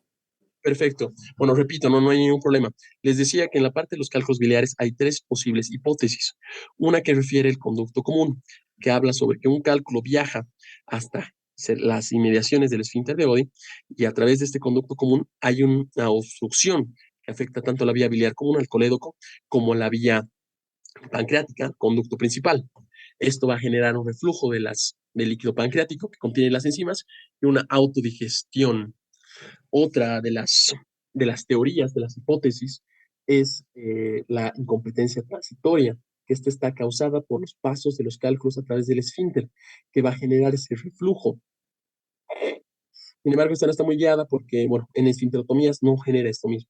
Y la tercera, que es la más probable, igual son hipótesis, es que hay un paso a través del cálculo biliar que va a llegar al conducto pancreático y esto va a generar esta obstrucción. Al generar esta obstrucción va a haber una hipertensión ductal y va a generar esta presión de los jugos pancreáticos y hasta autólisis de la glándula. O sea, todas muy relacionadas con este reflujo hacia el conducto pancreático. ¿Ok? Mucho más común en pacientes que tienen microlitiasis como antecedente, porque estas pequeñas piedras, estos pequeños litos, son los que pueden pasar a través del conducto cístico y pueden llegar a los conductos colédocos, al conducto común y al conducto pancreático, que es el que más nos importa.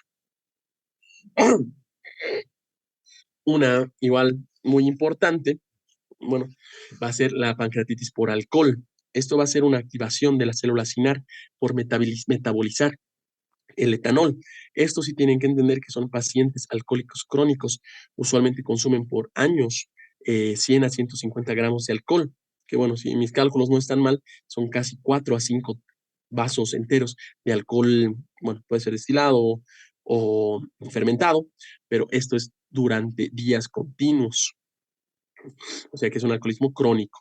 Esto va a generar que las células acinares metabolicen el alcohol, activen los simógenos, activen la tripsinasa a través de la camptoxina B, que vamos a ver enseguida, y va a generar esa lesión autodigestiva del páncreas, una necroinflamación y una muerte. Esto va a ser aumentado en mayor forma en estos pacientes por la formación de las células estrelladas que van a generar esas células proinflamatorias, las interleucinas que ya conocen y las citocinas de la misma forma, y también guiados por el factor de necrosis tumoral beta, que enseguida lo vamos a poder ver más a detalle. El etanol también genera un espasmo del esfínter que no nos ayuda en nada, porque las obstrucciones biliares pueden estar como concomitantes y nos generan mayor reflujo, ya sea por parte biliar o por simple presión hiperductal. Bueno, esto va a generar, el etanol también genera mayor permeabilidad ductal y las enzimas pancreáticas, amilasa, lipasa, tripsina, que la tripsina es la más marcada, va a generar mayor daño dentro del parénquima pancreático. Perdón. También como otras posibles motivos, tenemos la iatrogenia, aquí es usual por RCP, hemos visto que en casi el 5 al 10% de los procedimientos pueden tener esto, y bueno, esto va a ser dado secundario a la inflamación que puede darse por una esfinteroplastía, que puede generar una obstrucción, también puede ser dado por los traumatismos dentro del conducto del parénquima pancreático, estos mismos procedimientos quirúrgicos. O sea que al generar esa inflamación vamos a generar una obstrucción por cicatrización, por fibrosis. Y bueno, el riesgo sí puede disminuir si usamos medicamentos adecuados, usualmente indometacina por vía rectal, AINES, o stents profilácticos para mantener el calibre de la vía y no generar esas obstrucciones y ese reflujo. También tenemos la pancreatitis hereditaria. Aquí está dado sobre todo con mutaciones con pacientes del gen catiónico de tripsinógeno, el PRSS1, que van a generar activación prematura del tripsinógeno a la tripsina, que vamos a ver que es la fisiopatología, y esto nos va a dar la posibilidad de esa formación de pancreatitis aguda. Dentro de otras patologías, vamos a ver los tumores, tanto pancreáticos como de vía biliar común o de colédoco distal, que esto nos van a hacer tumoraciones que por compresión extrínseca van a generar una obstrucción del conducto biliar o del conducto pancreático y van a generar ese reflujo de todo el jugo pancreático generando la autólisis de los pacientes. Aquí la pancreatitis aguda idiopática, la que no tiene diagnóstico al momento, igual es de gran sospecha en pacientes que tienen estas tumoraciones. Y bueno, también tenemos la hiperlipidemia. Aquí la lipasa va a liberar todos estos ácidos grasos dentro de la microcirculación pancreática. Esto va a generar un deterioro de esta microcirculación, va a generar este daño, esta necrosis, bueno, esta isquemia y posterior necrosis, que va a activar todo lo que vamos a ver en la siguiente diapositiva. Y también hay muchos fármacos que pueden generar, desde tratamientos antibióticos hasta medicamentos tiazídicos, usualmente los diuréticos, la furosemida, son muy marcadas por la deshidratación que pueden llevar al paciente y generar esta formación, esta activación de los simógenos. La furosemida, los estrógenos, los esteroides en niños, los quimioterápicos, el propofol, igual el hipofundinos puede ser en la nutrición parenteral, de gran afección para pacientes que pueden desarrollar pancreatitis secundaria a fármacos. Ha habido casos que desde una simple un tratamiento con prednisona. Ya hemos presentado pacientes con pancreatitis complicadas. Y bueno, ahora sí, todos estos cuadros hemos visto que tienen la misma relación, que van a activar algo. ¿Para cuál va a ser la fisiopatología de la pancreatitis? Esto sí, con mucha atención. Tenemos aquí dos cosas muy importantes en ambas imágenes: los eventos iniciadores y las agresiones. Primero vamos a ver la imagen de la derecha. Aquí la agresión me va a aumentar o va a generar, ya sea cualquiera de las etiologías, un aumento sostenido del calcio intrapancreático, intracelular, de los acinos pancreáticos. Y esto me va a fomentar a los simógenos y a los lisógenos. Estos, ambos, a los contenidos lisosomales. Ambos de estos van a tener esta colocalización. ¿Qué quiere decir esto? El calcio más los simógenos y los contenidos lisosomales van a generar una activación prematura, temprana, del tripsinógeno a través de la catersina B a la tripsina activa, que esta es la enzima que te va a destruir el páncreas, la enzima catalizadora de toda la pancreatitis. Eso, por favor, recuerden que hace muchos años, bueno, no muchos años, hace un par de años atrás, fue pregunta de examen con esta enzima que activaba la pancreatitis.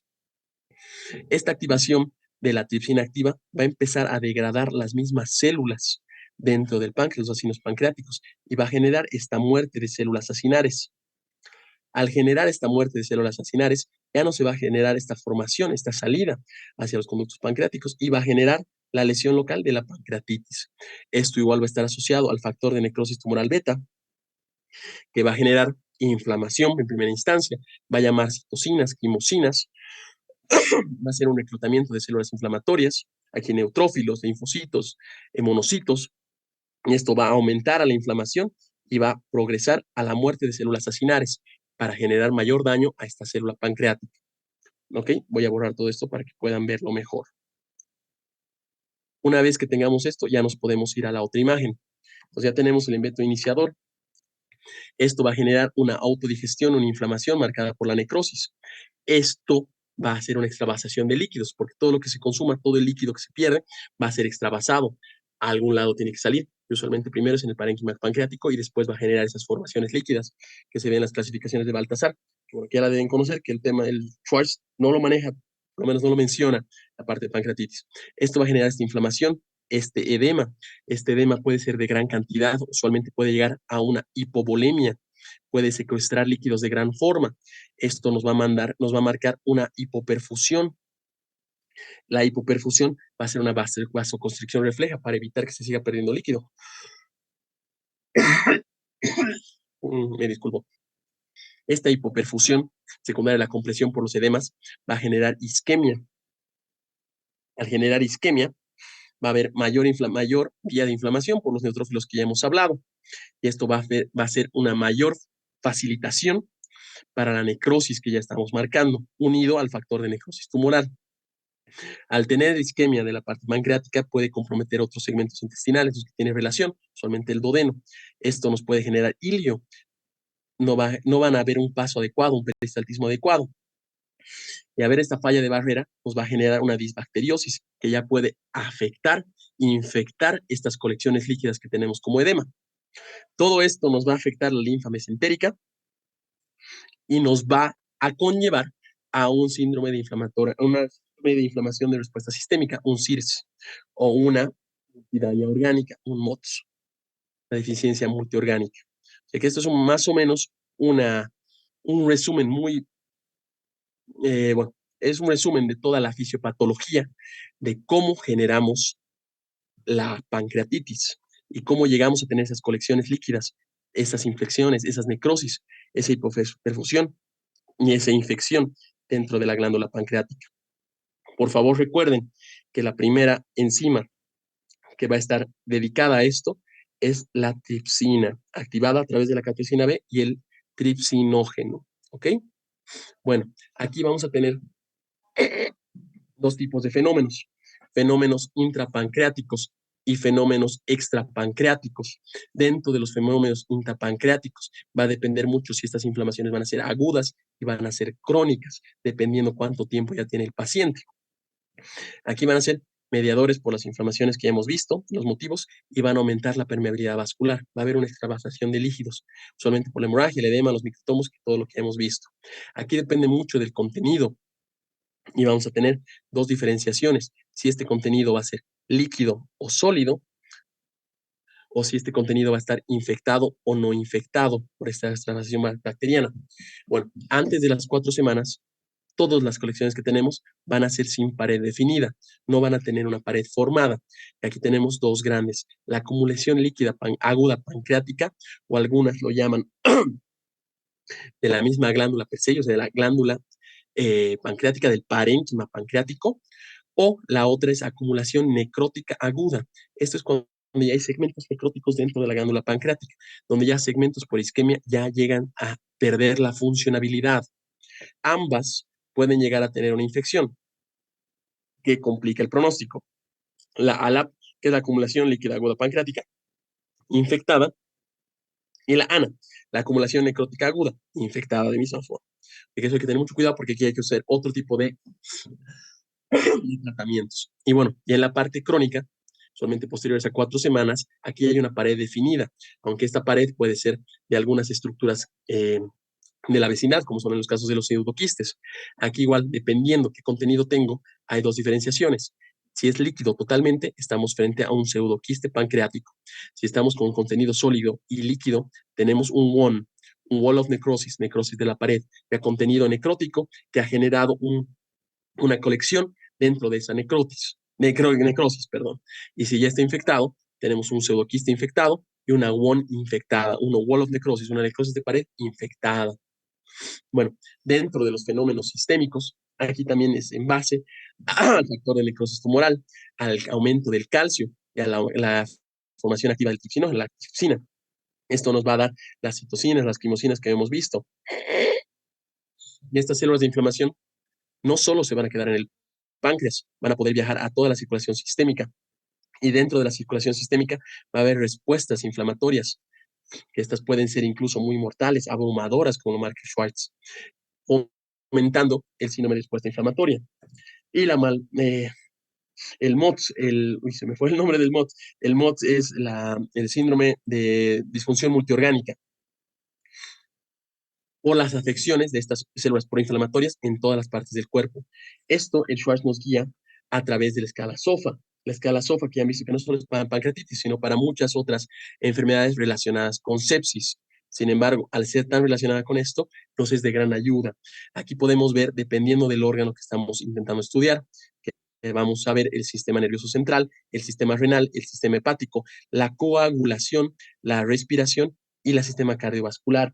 Esto nos va a ser de gran ayuda para ver las posibles complicaciones del paciente y qué afecciones multiorgánicas tenemos, para ver criterios de gravedad, que vamos a ver enseguida los criterios de la revisión de Atlanta. Y bueno, esto se basa en puntajes. Esas clasificaciones yo creo que ya las conocen, tanto la escala de Glasgow, la visión de la creatinina laboratorial, la bilirrubina igual laboratorial, coagulación plaquetas laboratorial, la respiración a través del PaFiO2, que se saca por gasometrías, y la cardiovascular a través de la tensión arterial media, igual por unos estudios, fórmulas simples matemáticas. Aquí refiere que si tenemos dos sistemas que están mayores a 2 puntos, ya tenemos una falla multiorgánica.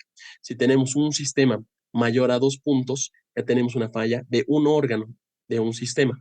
Entonces, cualquier paciente que pase de esta línea, hay que tener mayor cuidado, porque ya estamos con una afección multiorgánica. Y son patologías que, bueno, son muy claras, muy evidentes. Un paciente que ya está con un Glasgow disminuido desde 3 es muy evidente, se puede notar. Una creatinina de 2 a 3, 4, igual nos tiene que llamar la atención. Bilirrubinas, como ven, de 2 a 5, 9, igual son muy importantes saberlos. La coagulación, las plaquetas que estén menos de 100, ya estamos con una plaquetopenia muy marcada, sabiendo que 150 es lo normal. Una PaFiO2 menos de 300 igual es muy importante ver, y ya necesitan otro tipo de atenciones. Y el uso de dobutamina o dopamina o noradrenalina en las peores formas ya es un signo de alteraciones hemodinámicas de gran severidad. Otra escala de clasificaciones que nos es de gran ayuda para ver la predicción de gravedad de la pancreatitis es los criterios de Ranson y de Glasgow, que han debido revisar alguna vez. Estos son criterios laboratoriales y de historia y de anamnesis que se tienen que sacar al ingreso y a las 48 horas. ¿Qué nos va a ver? Nos va a ver gravedad presente y gravedad pasada, donde tenemos 48 horas, y va a predecir cómo va a llegar a estar el paciente.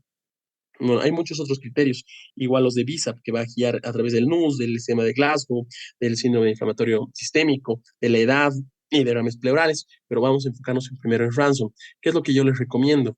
Que ni bien llegue un paciente a su consulta o a su sala de emergencias, sáquenle una gasometría al inicio, unos laboratorios al inicio, y con eso van a poder ver cómo va el paciente. Aquí en Ransom tenemos que revisar la edad, la parte de los glóbulos blancos, el leucocitosis, cómo está la glucosa, cómo está el lactato deshidrogenasa, el LDH, y cómo están los AST, aspartato transferasa. Dependiendo cómo va esto, vamos a ir por puntajes. Y a las 48 horas igual se sacan otros. Se sacan hematocrito, el 10%, el BUN, la presión arterial de oxígeno, el déficit de base, déficit de volumen y calcio. Como ven aquí hay mayores y menores. Si tenemos algún mayor, ya es un punto positivo. Si tenemos un punto menor en los casos menores, igual es un punto positivo. Y es número de factores. En base a los números de factores, vamos a tener mayor o menor posibilidad de riesgo, una predicción de gravedad. Como ven aquí, de 0 a 2 factores, va a ser menos del 1%. 3 a 4 factores, casi el 15%. Y criterios de gravedad, de 5 a 6 factores, casi 40%, y más de 6 factores, el 100%. La escala de Glasgow para pancreatitis, igual es muy importante para esto, muy diferente a la neurológica que deben conocer todos. Esta nos va a guiar igual en base a la edad, a la leucocitosis, a la glucosa, a la lactotodeshidrogenasa, a la ACT, a la urea, a la presión arterial de oxígeno, al calcio y a la albúmina. Bueno, en base a la clasificación de gravedades, aquí podemos ver que hay dos formas grandes que nos marca el Schwartz, la clasificación basada en determinantes y la clasificación revisada de Atlanta. ¿Qué va a marcar esto? Hay cuatro tipos en base a la clasificación basada en determinantes, la leve, la moderada, la grave y la crítica. En la clasificación de Atlanta, bueno, tenemos la leve, la moderada y la grave. Esto va a guiar en base a las complicaciones. En ambas, en la parte leve, es sin complicaciones sistémicas y sin complicaciones locales. No hay estas colecciones líquidas, son infectadas o no infectadas, y no hay complicaciones en las alteraciones del sistema, bueno, multisistémico. En la moderada ya hay una disfunción orgánica transitoria. Esta, después de la administración del tratamiento adecuado, puede ser revertida. Bueno, en la clasificación de Atlanta ya tenemos una complicación local, esta puede ser estéril, o tenemos una complicación sistémica sin disfunción multiorgánica, no tenemos alguna afección de otros órganos. En la clasificación grave ya tenemos una disfunción orgánica presente y una complicación local afectada. En la clasificación de Atlanta y en la clasificación basada en determinantes ya tenemos una disfunción orgánica persistente.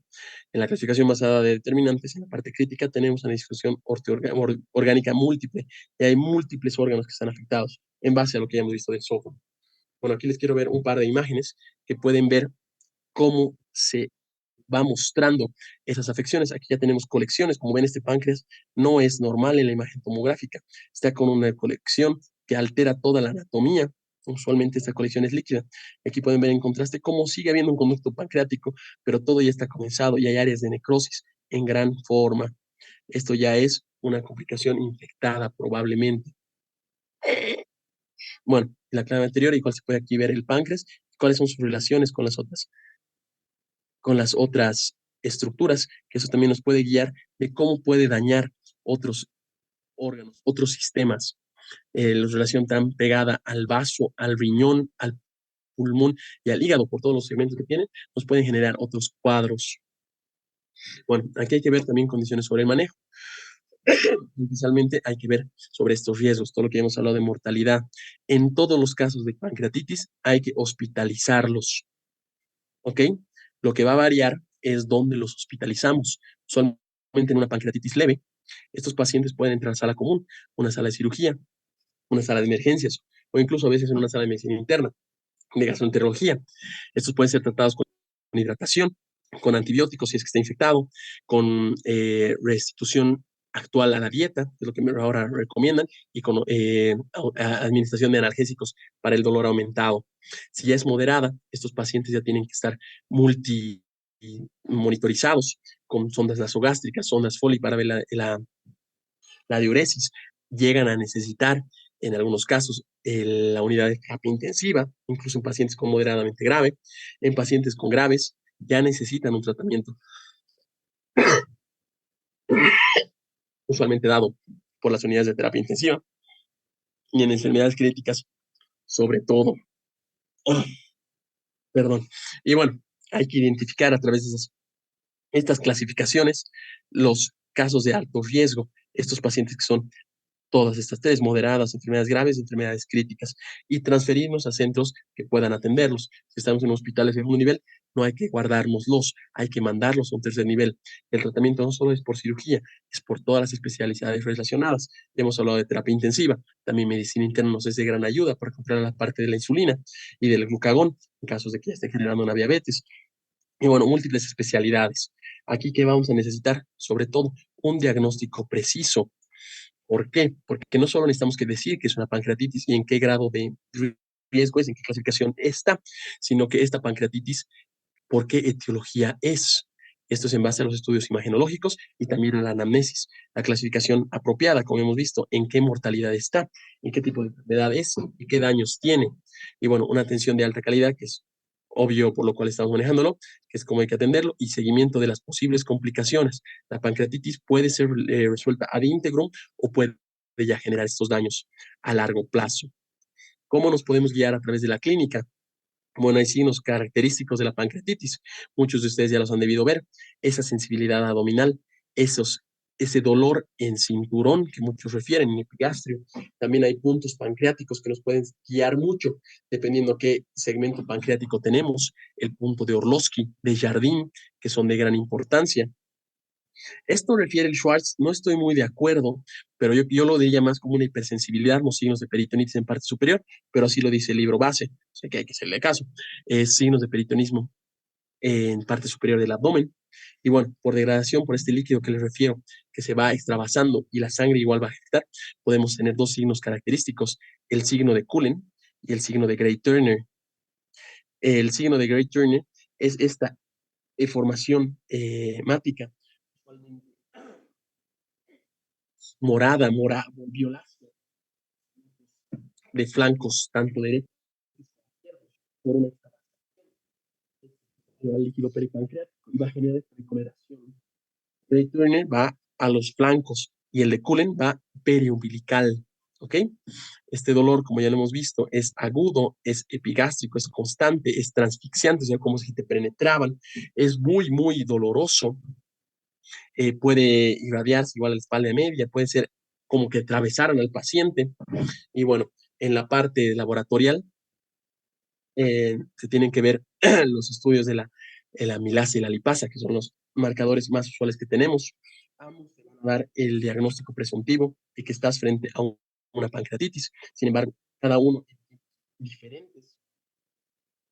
La amilasa es la primera en va a elevarse casi inmediatamente y esta va a durar hasta 3 a 5 días. La lipasa tarda un poquito más o menos desde el 2 al 3º día se va a empezar a elevar y va a durar más hasta una semana.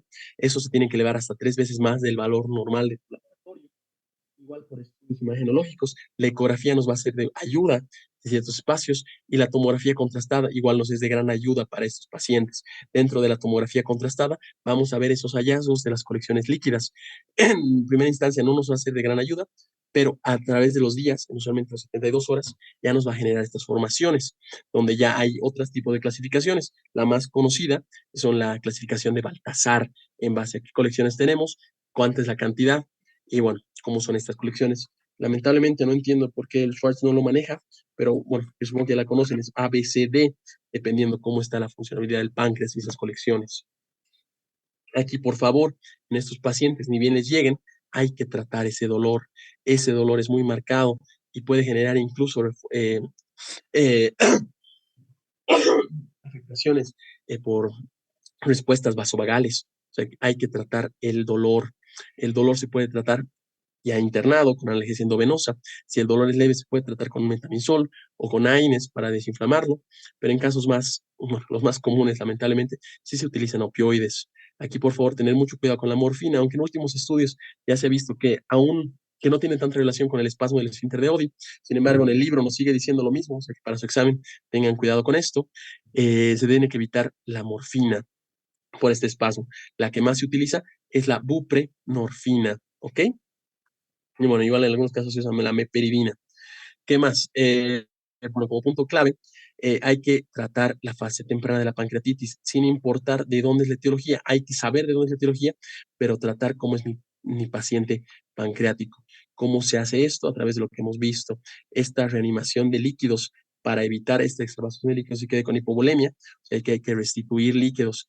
Hay que hacer una alimentación enteral precoz, que es lo que más ayuda en los últimos estudios. Ya no se recomienda ese NPO por tiempo del descanso pancreático que referían. Ahora se recomienda que lo alimenten, que reduzcamos el riesgo de complicaciones.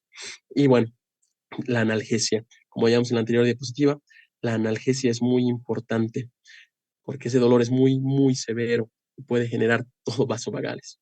Bueno, hay que ver lo mismo que estábamos viendo, la determinación de la etiología. Hay que reanimar al paciente con líquidos.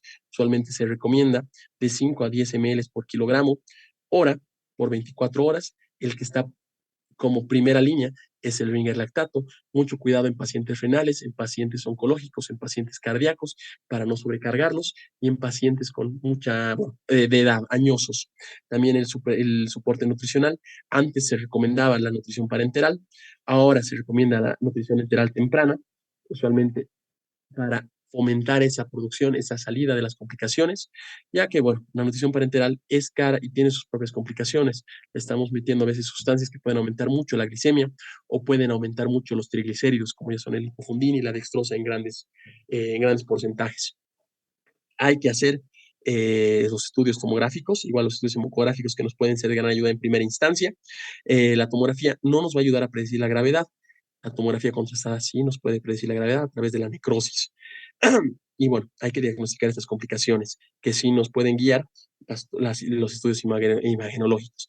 Guías de drenajes percutáneos que no están totalmente recomendados, pero hay que tenerlos en cuenta en base a la necesidad, dependiendo en qué complicación tengo. Si tengo una complicación infectada, usualmente un pseudoquiste pancreático infectado, se recomienda ya hacer un drenaje percutáneo para liberar todo esto. Y estos son sobre todo guiados o recomendados en pacientes que tienen síndrome de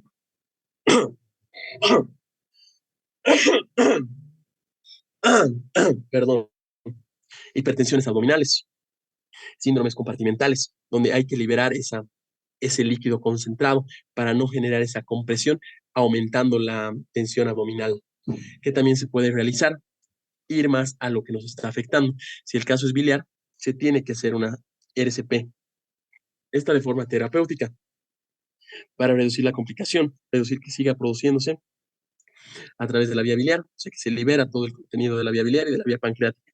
Y esos litos usualmente se eliminan. Bueno, esto está indicado sobre todo en colestasis persistentes, que ya hemos visto de la clase anterior, que es una de las fisiopatologías más, unas etiologías más comunes. Los antibióticos se recomiendan en casos donde hay infección, no se recomiendan en uso profiláctico solo en casos de que se haya confirmado la infección. Y bueno, hay que tener mucho cuidado porque el uso excesivo nos va a limitar todas las funciones del organismo y va a generar una sobreinfección por órganos o organismos multiresistentes. Ahí tenemos mucho riesgo de cándida en pacientes que están mucho tiempo con imipenem y de organismos resistentes como una cepa BLE, que bueno, va a generar sus propias complicaciones. Y el tratamiento de las complicaciones locales, aquí hay que tener mucho cuidado con la cirugía no es de primera línea en la pancreatitis aguda, solamente se deja para resolver las complicaciones y esto se retrasa para prevenir hemorragias, infección diseminada, daños colaterales y órganos. Lo que usamos, para ser un poquito más drástico y simplista, es dejamos que la glándula se cubre sola, evitando mayor complicaciones tanto locales como sistémicas. O sea, le damos tiempo a que esa glándula se vaya regenerando y logramos esa recuperación ad integrum, que es nuestro objetivo en cualquier pancreatitis. Bueno, en pacientes que ya tienen complicaciones locales, como lo que estábamos mencionando con los drenajes percutáneos, se pueden realizar aspiraciones y drenajes, dependiendo si esto está infectado o no infectado. Si no está infectado, no se recomienda, bueno, a menos que sea compresivo y esté generando síndrome compartimental. Si en caso de que esté infectado, ya se puede recomendar para liberar la infección. También se tiene que hacer el abordaje mínimamente invasivo. Como ya han visto, la glándula es muy sensible. Cualquier cosa que toquemos o afectemos puede generar un daño generalizado, no solo en el páncreas, sino en todos los órganos. O sea, se busca limitar la lesión a lo que necesitemos, nada más. Y bueno, como ya les mencionaba, los pseudoquistes usualmente se pueden hacer mediante drenaje interno. Esto es a través del estómago. Son drenajes transgástricos. Como el páncreas y el estómago están muy relacionados, van a disculpar la burdeza de mis dibujos, pero se mete una sonda endoscópica y se hace una perforación a través del cuerpo, incidiendo justo en la cavidad del pseudoquiste pancreático, liberando todo el estómago. Esto porque tiene sus propias complicaciones, posibles fístulas pancreato-gástricas. Hay que tratar todas las disfunciones orgánicas. Dependiendo qué órgano esté afectado, hay que recuperarlo, hay que restablecerlo. Si esto fuera renal, hay que generar líquidos. Si fuera prerrenal, hay que controlar los líquidos. Si fuera hepático, hay que controlar cómo están las bilirrubinas. Un RCP es muy guiado. Si fuera neurológico, hay que ver cómo podemos ver la funcionabilidad para restituir ese sistema nervioso central marcado. A través de esto, medidas oportunas, pero siempre dependiendo de qué órgano está afectado. Si la parte hematológica está afectada, tal vez se necesita hacer transfusiones de hemoderivados. Como le digo, todo dependiendo de qué es lo que está dañado. Se recomienda hacer la colecistectomía. Esto se puede hacer de dos formas. En pacientes con el alta, para evitar otras patologías colelitiásicas a futuro, otros cuadros de la misma patología, o durante el ingreso, usualmente en pacientes que están siendo operados por una complicación sistémica, se puede aprovechar de hacer la colestomía. Y bueno, cuando hay una complicación infecciosa, estas complicaciones locales, se recomienda no hacer directamente la colecistectomía. Hay que tener mucho cuidado en pacientes con diabetes. ¿Por qué? Porque puede ser exacerbado por el daño a la glándula pancreática o puede desarrollarse la diabetes. Usualmente el 40% de los pacientes llega a desarrollar esta diabetes tras el alta por el daño que llega. Y en cualquier paciente que ha tenido pancreatitis, el riesgo de diabetes va a aumentar 2 veces, o sea, casi al 200% en 5 años. Bueno, aquí pueden ver esas visiones que les comentaba de cómo se deriva la parte pancreática justo aquí en esta imagen. Y se puede liberar. Aquí tenemos la acumulación de líquido, se hace dilatación y la sección y la unión de estos dos para que se haya el drenaje cístico. Aquí en la visión lateral se hace el tejido necrótico y se habilita todo esto para que haya liberación. Aquí se puede ver un páncreas. Como les digo, es una cirugía es interesante, pero es bien delicada. Hay que tener los mayores cuidados para mantener la mayor cantidad de la glándula continua, íntegra. Bueno, eso se puede ver aquí. Ya acabando, entre los puntos claves, también nos refiere Schwartz que la intervención quirúrgica de la pancreatitis aguda se reserva solo con pacientes con acumulaciones infectadas o necrosis infectadas, o para eliminar los cálculos biliares impactados en ampolla, si los tratamientos endoscópicos o radiológicos no tienen éxito. Aquí lo que les decía, esas cirugías son sobre todo para afectaciones infectadas. Esta infección por lo general se confirma por un patrón de aire en retoperitoneo, en escáner tomográfico computarizado, o por una documentación de la bacteria en tensión de Gram, o en el cultivo en la aspiración por aguja fina de una presente acumulación de líquido infectado. La aspiración con aguja fina y acumulaciones de líquido sospechoso no se debe convertir en un drenaje percutáneo a no ser que se confirme la infección y llega a la decisión consensuada de que el drenaje percutáneo es apropiado por el paciente individualmente. Mucho cuidado con esto, como les digo, la glándula es muy sensible, muy delicada, y solo cuando tengamos infecciones hay que hacer esto, cuando esté infección confirmada. Si no, podemos generar fístulas que nos va a generar mayor daño. Bueno, este es un algoritmo que marca el Schwartz, que es de gran ayuda. Es una visión un poquito superficial, pero que puede guiar para saber cómo vamos a atender un paciente que te llega con sospecha de pancreatitis.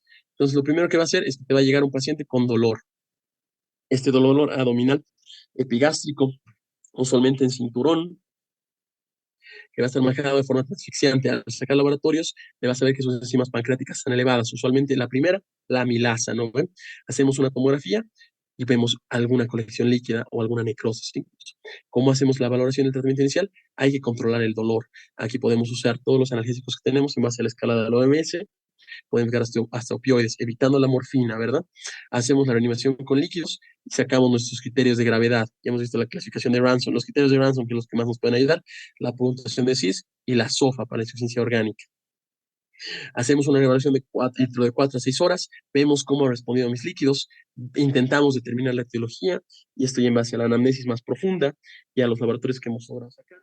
Hacemos una RCP o una colangioresonancia magnética, si es que tenemos alguna afección de vías biliares, usualmente colangitis, puede ser trasladado a un centro de cuidados intensivos en caso sea necesario, y en caso de que sea leve podemos iniciar una nutrición enteral.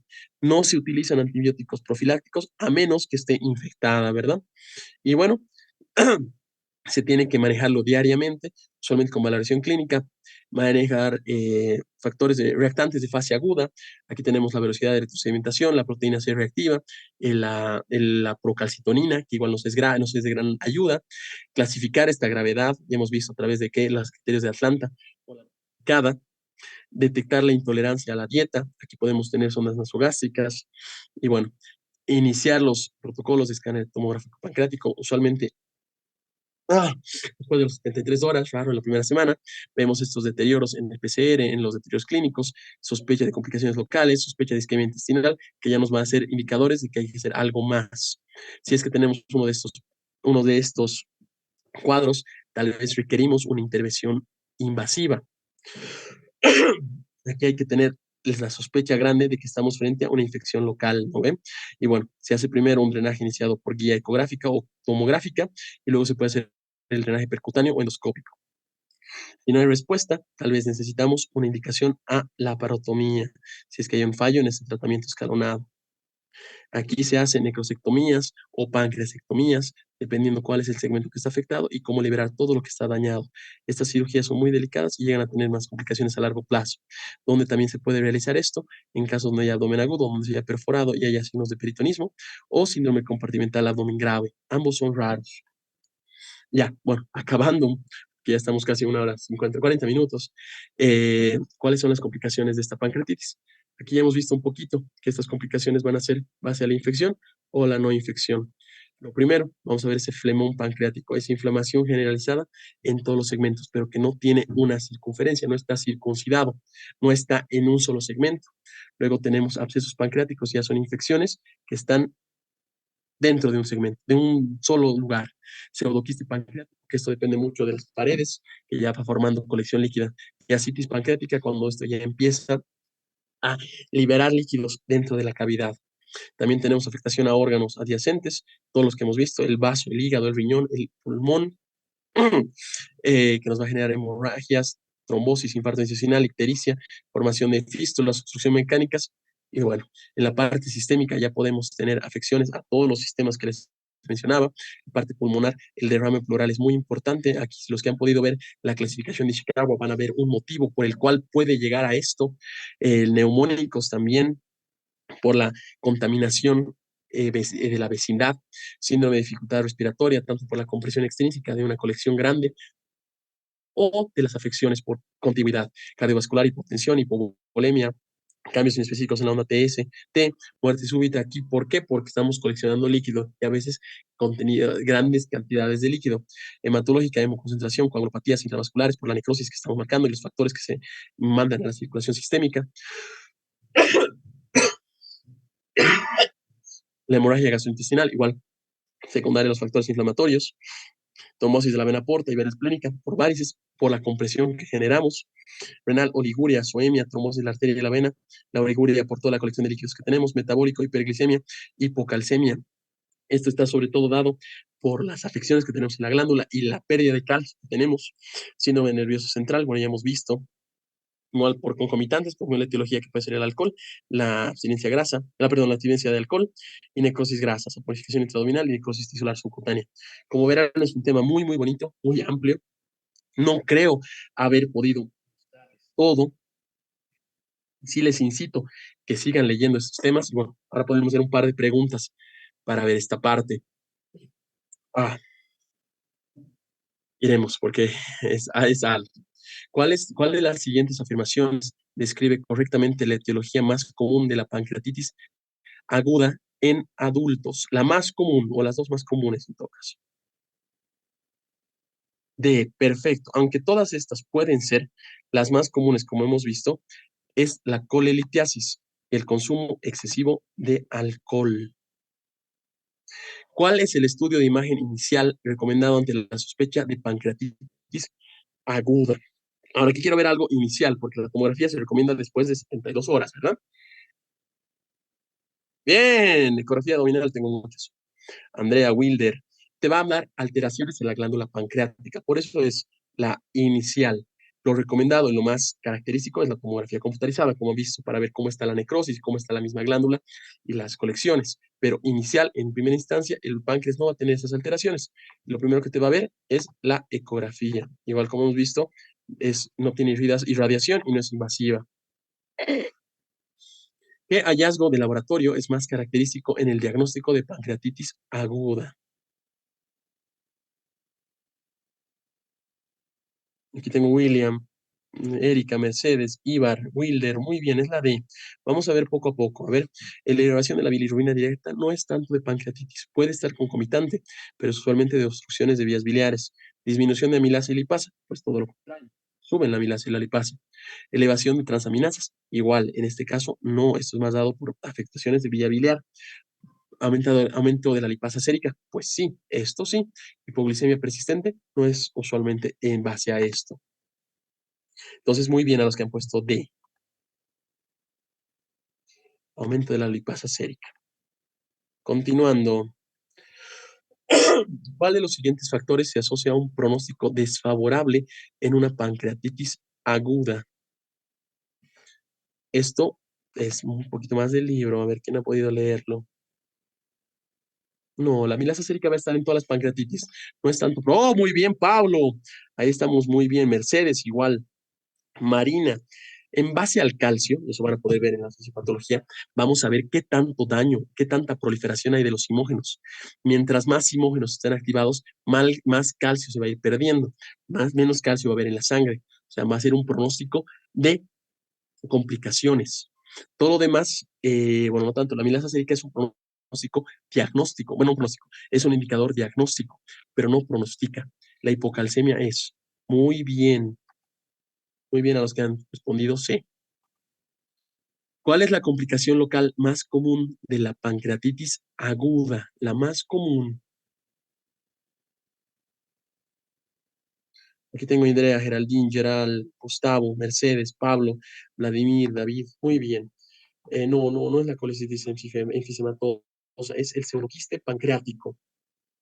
Bueno, ya han visto, esto es usualmente después de las 4 semanas, es una formación, una colección de líquidos a través de las paredes, no siempre bien definidas, por eso se llama pseudoquiste y no quiste, sino pues son de las paredes de órganos vecinos y de la misma necrosis de la glándula pancreática. Muy bien. ¿En qué situaciones está indicada la tomografía computarizada con contraste en pancreatitis aguda?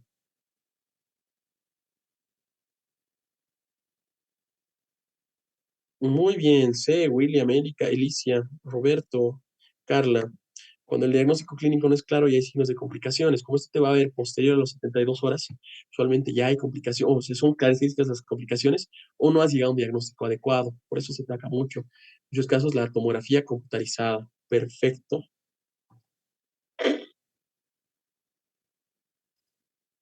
Ya, vamos. ¿Cuál es el tratamiento inicial más apropiado en pancreatitis aguda leve?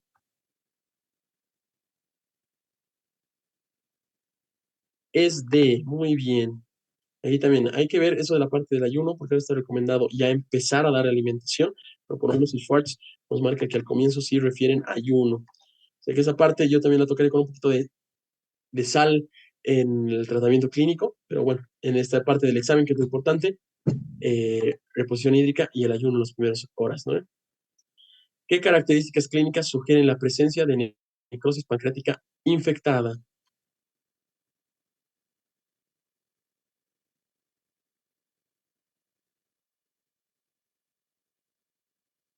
Pues muy bien, aquí tengo los datos de todos. Tengo Pablo, Roberto, Marina, Zahira, Rolando, Gabriel, Josué, William, Wilder, esa persistencia, signos de inflamación, signos de una infección. Si tengo mucho tiempo fiebre y leucocitosis, estoy coleccionando algo que no solo es líquido, que ya estoy con débito tal vez purulento. Bueno, como les digo, es un tema grande, es un tema amplio. Dudo que haya podido darles la totalidad del tema.